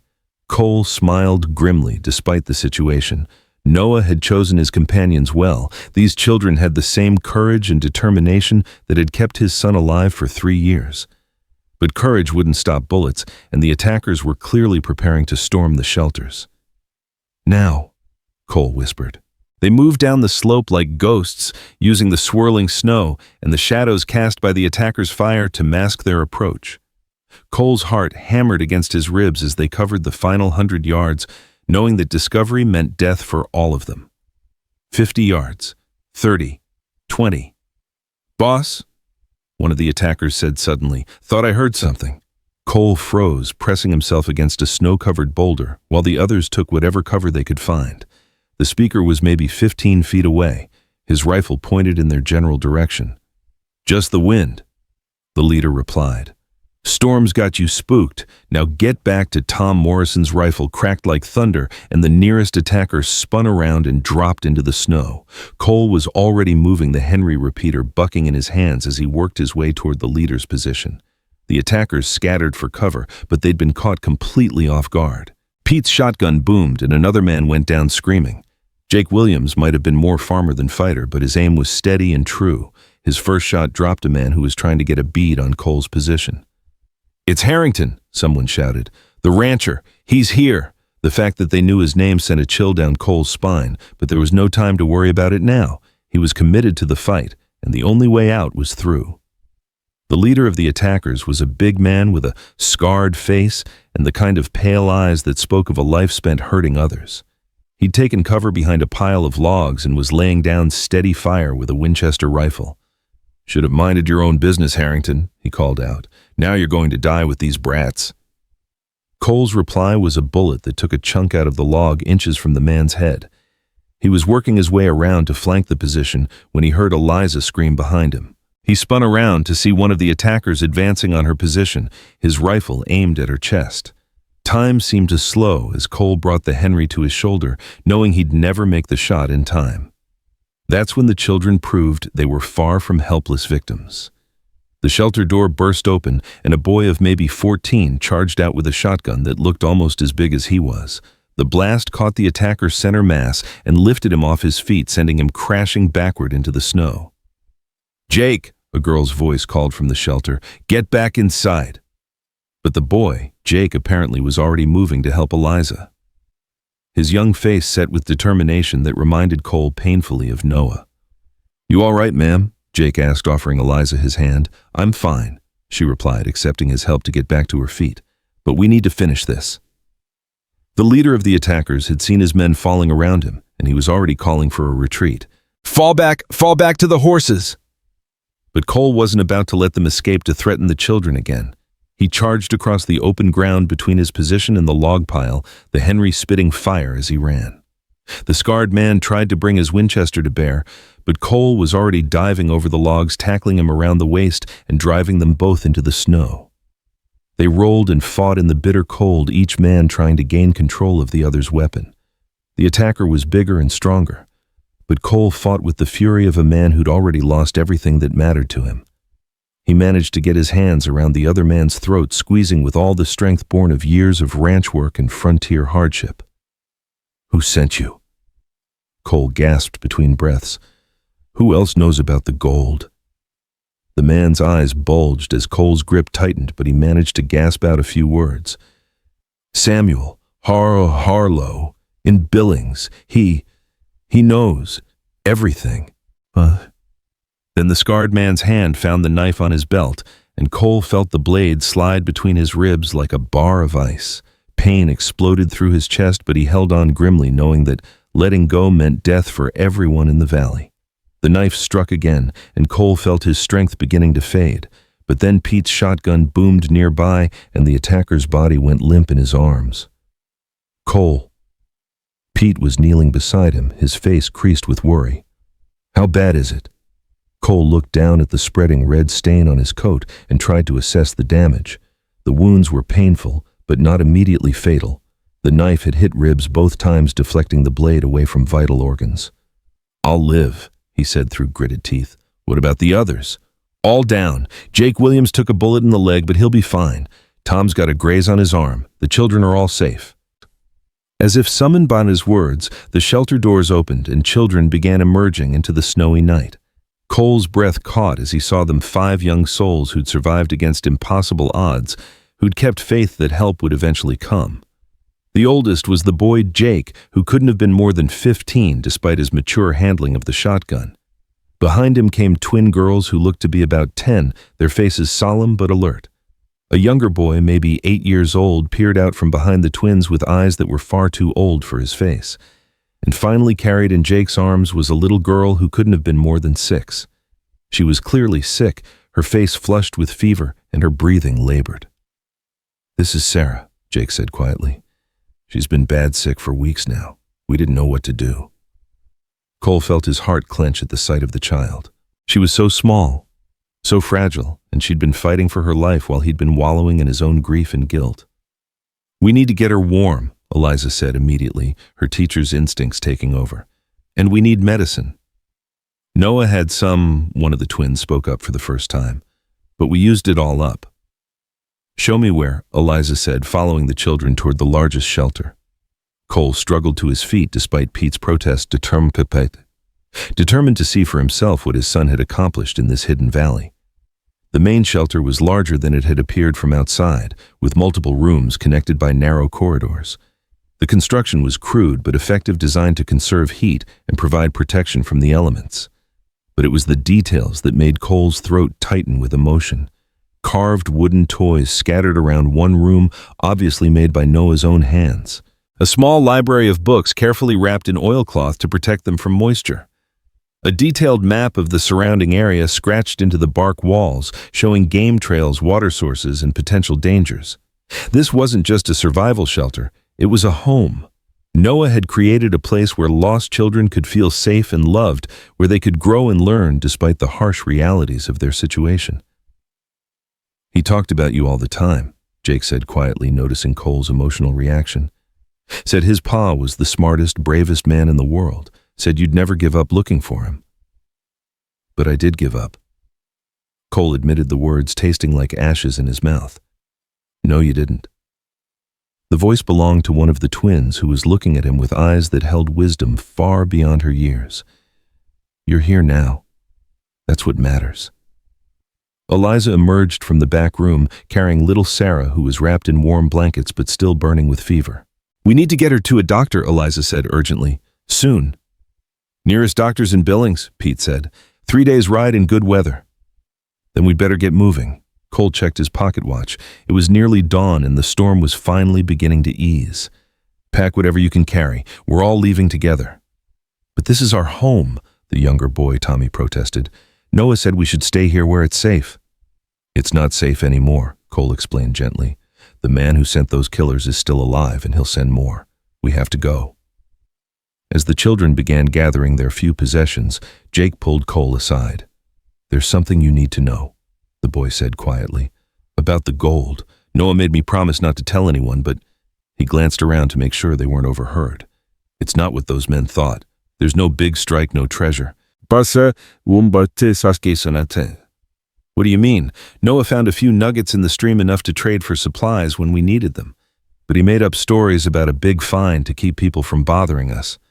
Said if word got out about children living alone up here, we'd have every outlaw and claim jumper in the territory coming after us." Cole felt a mixture of pride and sadness wash over him. Even as a child, Noah had understood the need to protect his adopted family, even if it meant creating dangerous myths about treasure that didn't exist. "So there's no gold mine, just what's in the stream, maybe enough to keep us fed for another year or two, but nothing like what those men were looking for." The irony was bitter. Marcus Vane and his allies had killed and died for a treasure that existed mainly in Noah's imagination, a clever fiction created by a boy who'd been trying to protect the people he loved. But the deception had also doomed them. As long as people believed there was a fortune hidden in the valley, men like Samuel Harlow would keep sending killers to find it. They spent the next hour preparing for the journey to Billings. The children were remarkably efficient, packing only what they absolutely needed and abandoning the rest. Cole could see Noah's influence in their organization and discipline. His son had trained them well for survival. As they prepared to leave the valley forever, Cole took one last look around the settlement Noah had built. Despite the crude construction and harsh conditions, there was something beautiful about what his son had accomplished here. He'd created a family from nothing, a home from wilderness, hope from despair. "He'd be proud of you," Eliza said softly, reading his thoughts.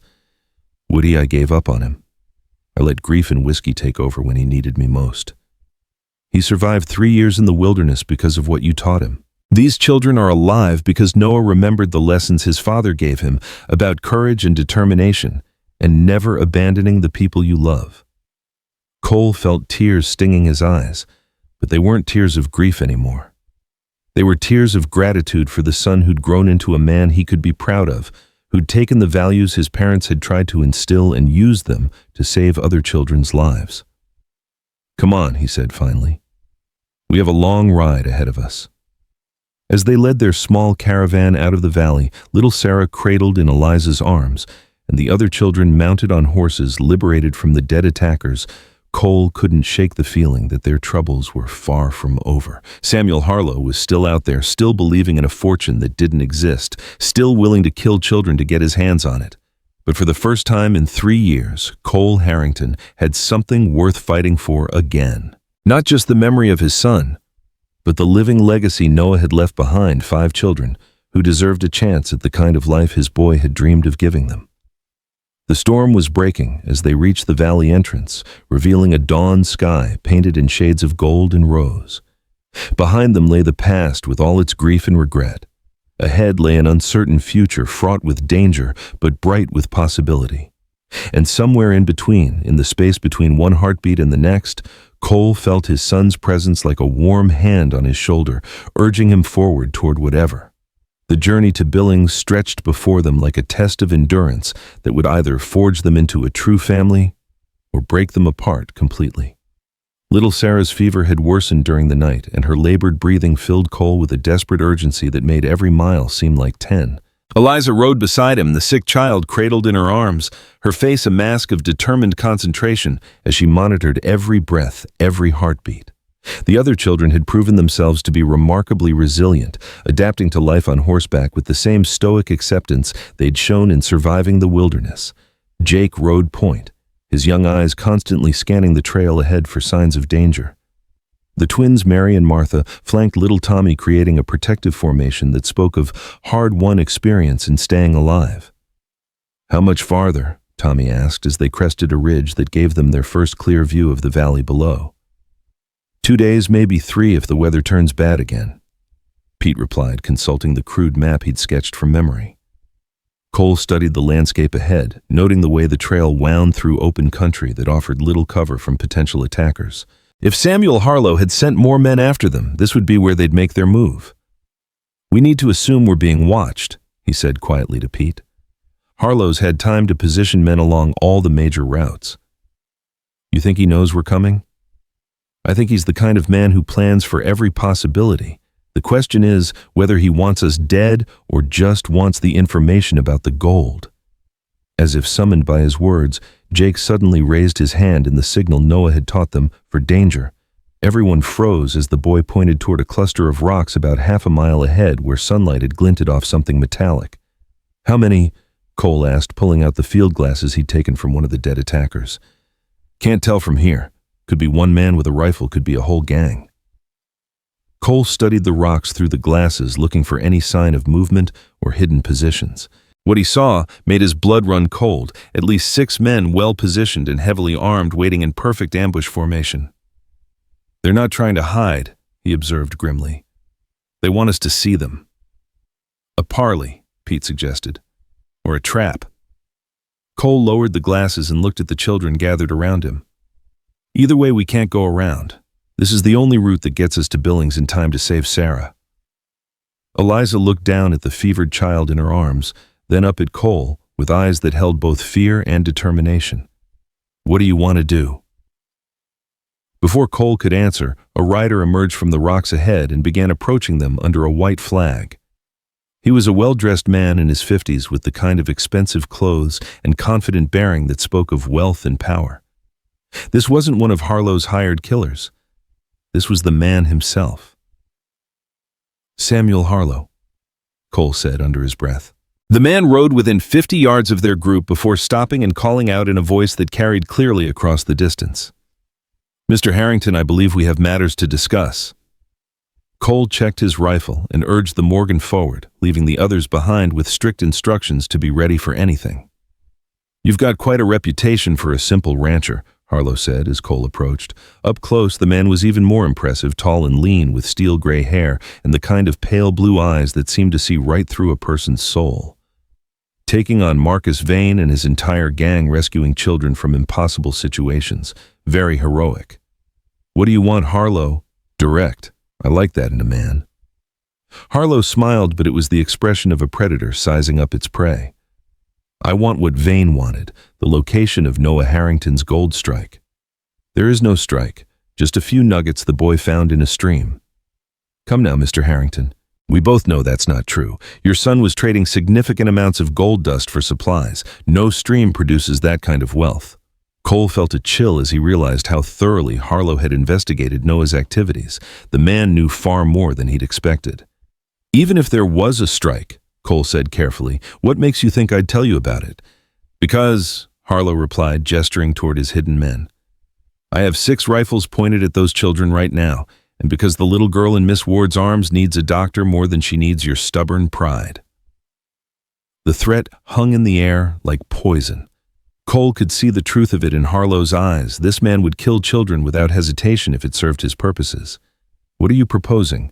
A trade, the location of the gold for safe passage to Billings, and a guarantee that you and the children will be left alone.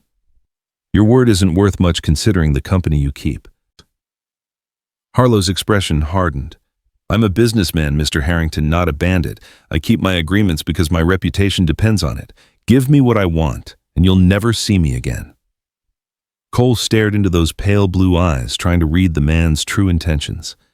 Samuel Harlow was clearly dangerous, but he was also intelligent enough to understand that some things were more valuable than immediate gratification. I need guarantees, Cole said finally. Something more than just your word. What did you have in mind? You let us pass. Now get the girl to a doctor, and I'll send you the information once she's safe. Harlow laughed, a sound like winter wind through empty trees. You take me for a fool. Once you're in Billings, you'll disappear and I'll never see you again. Then we have a problem. For a long moment, the two men stared at each other across the narrow space between their horses. Cole could feel the weight of hidden rifles aimed at his back, could sense the children's fear and little Sarah's weakening condition. There is a third option, Harlow said finally. Miss Ward comes with me as insurance. Once I have the gold location, she'll be returned unharmed. No. Cole's voice was flat and final. I'm afraid you don't have a choice in the matter. That's when Eliza proved once again that she was far from helpless. Her voice carried clearly across the distance as she called out to Harlow, Mr. Harlow, I believe I have something you want. Both men turned to see her riding forward. Little Sarah still cradled in her arms, but Noah's wooden box clearly visible in her free hand. The map, she continued as she approached. The real location of Noah's gold, but I have conditions. Harlow's eyes lit up with greed as he saw the box. What conditions? Safe passage for all of us to Billings, medical care for Sarah, and a written guarantee that you'll leave the children alone permanently. And in return, I'll show you exactly where Noah found his gold, every location, every detail. Cole felt his heart racing as he realized what Eliza was doing. She was gambling everything on a bluff, betting that Harlow's greed would overcome his caution. How do I know you're telling the truth? Harlow demanded. Because, Eliza said simply, I was there when Noah found it. I was with him when he marked the locations on this map.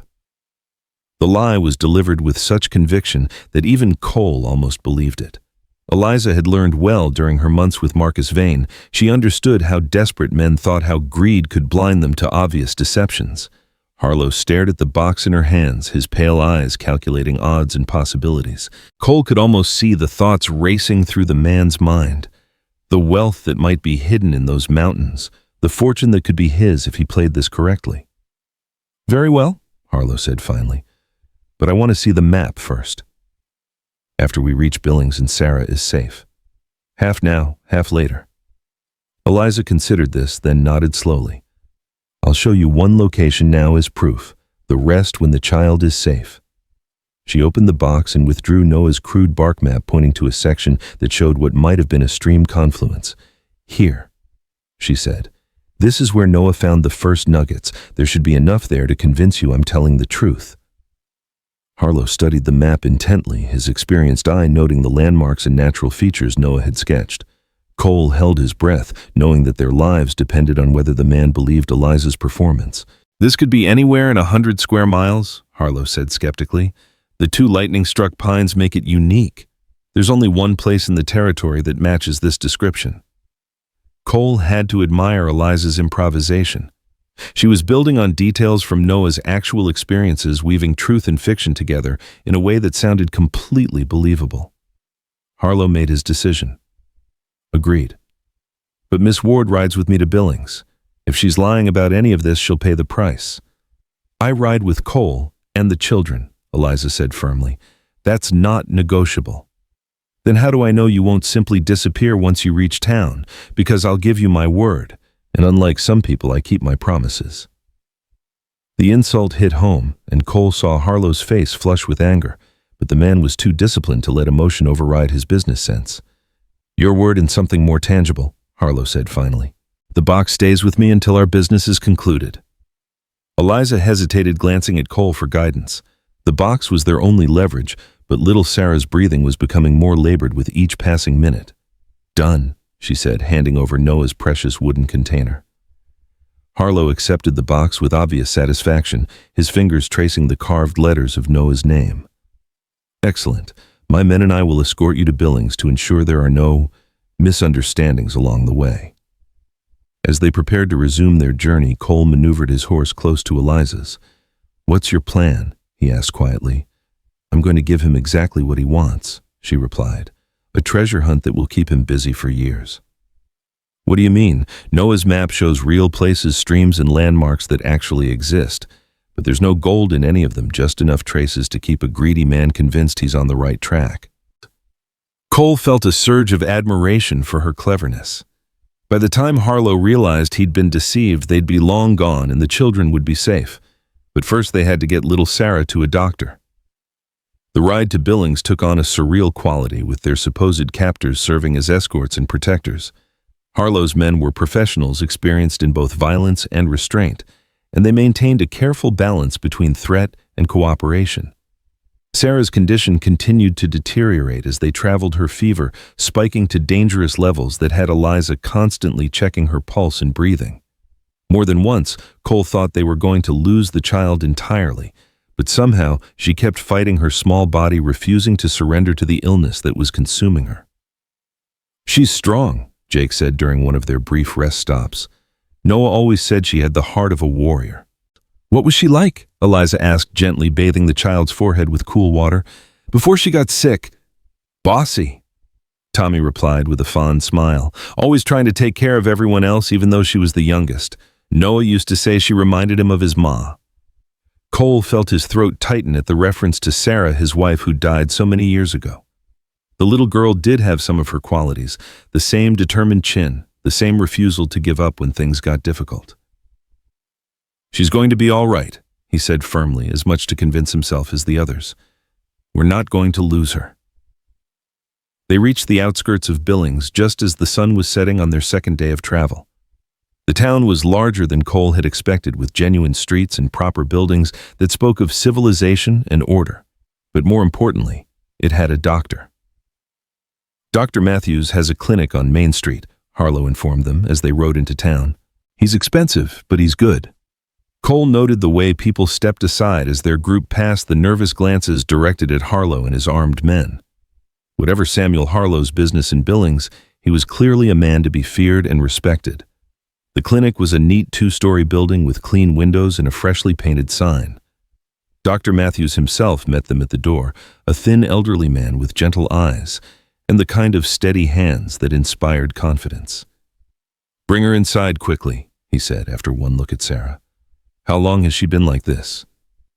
"Several days," Eliza replied, following him into the examination room. "High fever, difficulty breathing, occasional delirium." Cole and the other children waited in the outer room while Dr. Matthews worked the minutes, stretching like hours as they listened to Sarah's labored breathing through the thin walls. Harlow and his men waited outside, but Cole could feel their presence like a weight on his shoulders. After what seemed like an eternity, Dr. Matthews emerged from the examination room, his expression grave but not hopeless. "Pneumonia," he announced. "Advanced but not necessarily fatal if we act quickly. She'll need to stay here for at least a week, maybe longer." "Whatever it costs," Cole said immediately. "It's not about money, it's about round-the-clock care and medicine that's sometimes hard to come by. She'll need someone with her constantly for the next few days." "I'll stay," Eliza volunteered without hesitation. "And the rest of us?" Jake asked. Cole looked at the 4 remaining children, brave, resilient, but still children who'd been through more trauma than most adults could handle. They needed stability, safety, and the chance to be kids again. "There's a boarding house run by Mrs. Patterson on Oak Street," Dr. Matthews suggested. "She's good with children and she owes me a few favors." As they made arrangements for the children's temporary housing, Harlow made his presence known again. "Our business isn't finished, Miss Ward," he reminded them. "I'll expect you at the hotel tomorrow morning to discuss the remainder of our agreement." "She'll be there," Cole said before Eliza could respond. "But not until we know Sarah is stable." Harlow nodded curtly and departed with his men, leaving behind the implicit threat that they were being watched and that any attempt to flee would have consequences. That night, Cole found himself sitting beside Sarah's bed in the clinic, watching the rise and fall of her tiny chest as she struggled against the infection. Eliza dozed in a chair nearby, exhausted from the journey but unwilling to leave the child's side. "She's going to make it," Cole said quietly, more to himself than to anyone else. "Yes, she is," Eliza agreed, opening her eyes to look at him. "But what happens after that? Harlow isn't going to give up easily when he realizes we've deceived him. We'll be long gone by then. Once Sarah's well enough to travel, we'll head west, California, maybe Oregon, somewhere Harlow's reach doesn't extend. And then what these children have been through enough upheaval. They need a home stability, people who care about them." Cole met her gaze across the small room, seeing something in her storm-gray eyes that made his heart skip a beat. "What are you saying?" "I'm saying they need a family. Real parents who'll love them and protect them and give them the kind of life Noah wanted for them." The implication hung between them like a bridge waiting to be crossed. Cole thought about his empty ranch, the rooms that had stood silent for too long, the possibility of filling them with laughter and life again. "You'd do that?" he asked. "Take on 5 children who aren't your own?" "They became mine the moment I held Noah's hand as he died," Eliza replied simply. "He asked me to take care of them, and I meant it when I said yes." Before Cole could respond, little Sarah stirred in her bed, her fever-bright eyes opening to focus on their faces. "Mama," she whispered, looking at Eliza with confusion. "I'm here, sweetheart," Eliza said gently, taking the child's small hand in her own. "You're safe now." "Where's Noah?" The question hit Cole like a physical blow, but Eliza handled it with the grace of someone who understood a child's need for truth mixed with comfort. "Noah had to go away," she said softly, "but he made sure you'd be taken care of. He sent Cole to find you, and now we're all going to be together." Sarah's eyes drifted to Cole, studying his face with the intensity only children possessed. "Are you really Noah's papa?" "Yes," Cole said, his voice thick with emotion. "I am. He said you were the bravest man in the world. He said you'd never give up looking for him." "He was right," Cole replied. "And I found him, didn't I? I found all of you." Sarah smiled, then the first real smile Cole had seen from her, and he felt something inside his chest crack open like ice in spring sunshine. This child, this brave little warrior who'd survived so much, was going to be all right. They were all going to be all right. The next morning brought the inevitable confrontation with Samuel Harlow. Cole and Eliza met him at the hotel as promised, but they were prepared for what was coming. "I've studied your map very carefully," Harlow began without preamble, "and I've had some of my men check the location you indicated." "And?" Eliza asked calmly. "They found traces. Enough to suggest you're telling the truth, but not enough to satisfy my investment." His pale eyes hardened. "I want the rest of it. All the locations, all the detail." Eliza opened a leather portfolio she'd purchased at the general store and withdrew several sheets of paper covered with her careful handwriting. "Every location Noah mentioned," she said, sliding the papers across the table. "Stream beds, rock formations, even the approximate amounts he found at each site." Harlow studied the documents with obvious greed, his fingers tracing the detailed descriptions and crude maps Eliza had spent half the night creating. "This represents a fortune," he said finally. "It represents years of hard work and careful searching," Eliza corrected. "Noah didn't find all of this in one place or all at once. It took him 3 years to map these locations." "And you're certain about the accuracy? I watched him make the original notations. These are exact copies." It was a masterful performance, mixing truth and fiction so seamlessly that even Cole found himself believing parts of it. Eliza had taken Noah's actual discoveries and expanded them into an elaborate treasure map that would send Harlow and his men chasing shadows across half of Montana territory. "Excellent," Harlow said, folding the papers carefully and placing them in his coat pocket. "Our business is concluded. You're free to go wherever you please." But Cole could see something else in the man's eyes, a calculation that suggested their troubles weren't over. "Just like that?" Cole asked suspiciously. "Just like that. I'm a man of my word, Mr. Harrington. You've given me what I wanted, and now you're free to go." As they left the hotel, Cole couldn't shake the feeling that they were walking into another trap. Samuel Harlow was too smart and too greedy to simply let them disappear with the knowledge they possessed. His suspicions were confirmed that afternoon when Jake came running to the clinic with news that chilled Cole's blood. "Mr. Harrington." The boy gasped, having run all the way from the boarding house. "Men are asking questions about us, about where we came from and where we're going." "What kind of men?" "The kind that work for Mr. Harlow. Mrs. Patterson heard them talking about following us when we leave town."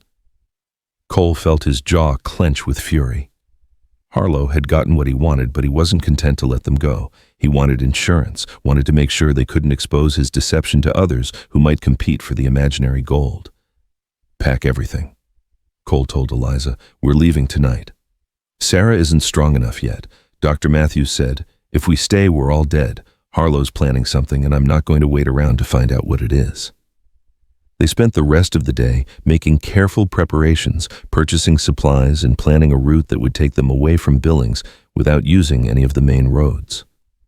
Dr. Matthews was reluctant to release Sarah, but he understood the urgency of their situation. "Keep her warm and dry," he instructed, providing them with medicine and detailed instructions for her continued care. "And get her to another doctor as soon as you can." As night fell over Billings, Cole and his makeshift family slipped out of town like shadows, using back alleys and side streets to avoid Harlow's watchers. They had 3 horses liberated from the dead attackers in the valley, enough to carry them all if they rode carefully. But as they reached the outskirts of town, Cole's worst fears were realized. Riders were waiting for them in the darkness, at least 8 men, all armed and positioned to cut off any escape route. Samuel Harlow's voice drifted across the night air, carrying the satisfaction of a man who'd successfully sprung his trap. "Going somewhere, Mr. Harrington." Cole drew his rifle, knowing they were outnumbered but unwilling to surrender without a fight. Beside him, Eliza clutched little Sarah while the other children pressed close, their young faces set with the same determination that had kept them alive in the wilderness. "What do you want, Harlow?" Cole called back. "Insurance," came the reply.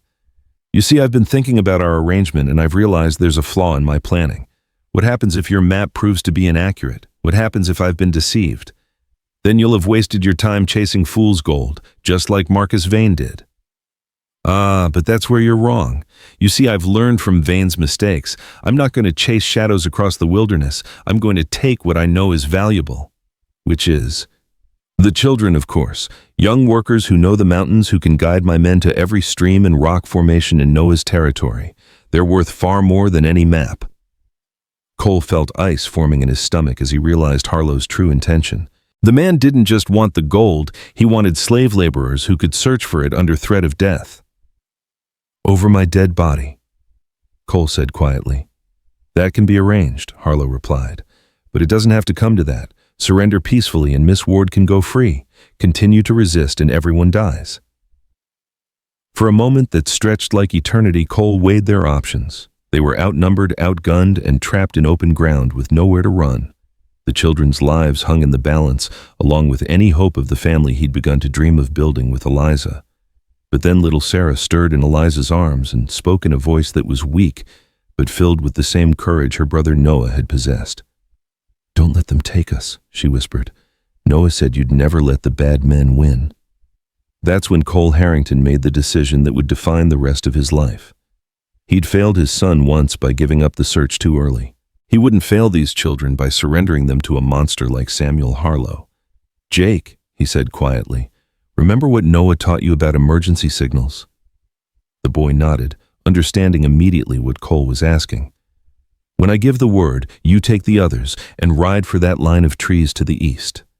Don't look back. Don't wait for us. Just run. What about you and Miss Eliza? We'll be right behind you."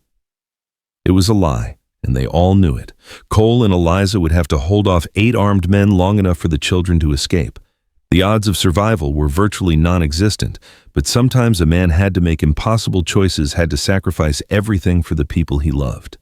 "Now," Cole said. Everything happened at once. Jake spurred his horse toward the trees, the twins and Tommy close behind him. Cole's rifle cracked and one of Harlow's men spun out of his saddle. Return fire erupted from the darkness, bullets whistling through the air like angry hornets. Eliza's horse reared as a shot came too close, and for a terrifying moment Cole thought both she and Sarah would fall. But she managed to keep her seat, urging her mount after the fleeing children while Cole provided covering fire. More shots rang out, and Cole felt the Morgans stumble beneath him. The horse had been hit, but she kept running on courage alone, carrying him toward the tree line where the children had disappeared. They almost made it. Cole felt the bullet take him high in the shoulder, spinning him halfway out of the saddle. He managed to stay mounted, but his rifle fell into the darkness, leaving him defenseless as Harlow's men closed in. That's when the night exploded with gunfire from an unexpected direction. Pete Duggan and Tom Morrison burst out of the trees like avenging angels, their rifles spitting fire as they engaged Harlow's men from the flank. Behind them came Jake Williams and 3 other ranchers, all of them determined to finish what they'd started in the mountains. "Thought you might need some help," Pete shouted as he reloaded his weapon. The arrival of reinforcements changed everything. Harlow's men, caught between 2 forces and surprised by the ferocity of the attack, began to break and run. Samuel Harlow himself tried to rally them, but a bullet from Tom Morrison's rifle ended his schemes permanently. As the gunfire died away and the last of Harlow's men disappeared into the night, Cole found himself surrounded by friends who'd risked everything to save his makeshift family. "How did you know?" he asked Pete. "Figured a snake like Harlow wouldn't honor any agreement. Been trailing you since you left the valley just in case." Cole felt his throat tighten with gratitude for these men who'd proven that the frontier bred loyalty as well as hardship. "Is everyone all right?" Eliza called from the trees where she'd taken shelter with the children. "All here," Jake replied. "Sarah's asking for you, Mr. Cole." As Cole dismounted from his wounded horse and walked toward his family, he felt something shift inside his chest, something that had been broken for 3 years, finally healing. These children weren't just Noah's legacy anymore. They were his responsibility, his joy, his chance at redemption. Little Sarah reached up to him with arms that were still weak, but getting stronger every day. "Are the bad men gone?" she asked. "Yes, sweetheart, they're all gone." "Good. Can we go home now?" Cole looked at Eliza, seeing his own hopes reflected in her storm-gray eyes. Home. They could build one together, fill it with laughter and love, and the kind of family Noah had always dreamed of protecting. "Yes," he said, gathering the child into his arms. "We can go home." 6 months later, Cole Harrington stood on the porch of his rebuilt ranch house watching as Jake and Tommy worked with the new horses in the corral. The twins were helping Eliza in the garden, their laughter carrying across the yard like music. Little Sarah sat in a rocking chair beside him, finally healthy and strong, reading aloud from one of the books they'd salvaged from Noah's settlement. The ranch was thriving again, filled with the sounds of life and family. They'd used the small amount of real gold from Noah's stream to buy cattle and supplies, building something lasting from the legacy of love his son had left behind. Pete Duggan had rebuilt his trading post with their help, and it served as an unofficial mail stop for news from the outside world. Word had come that other members of Samuel Harlow's organization had been arrested by federal marshals, ending the threat to children who might be living alone in the wilderness. As the sun set over the Montana mountains, painting the sky in shades of gold and crimson, Cole felt a presence beside him that was as real as the evening breeze. Noah was there not as a ghost or a memory, but as a living part of everything they'd built together. "Thank you," Cole whispered to the gathering darkness, "for teaching me what really matters." Eliza appeared beside him, her hand slipping naturally into his. They'd been married by the circuit preacher 3 months ago in a ceremony attended by 5 children who'd finally found their place in the world. "What are you thinking about?" she asked. "Noah, and how proud he'd be of what we've built here."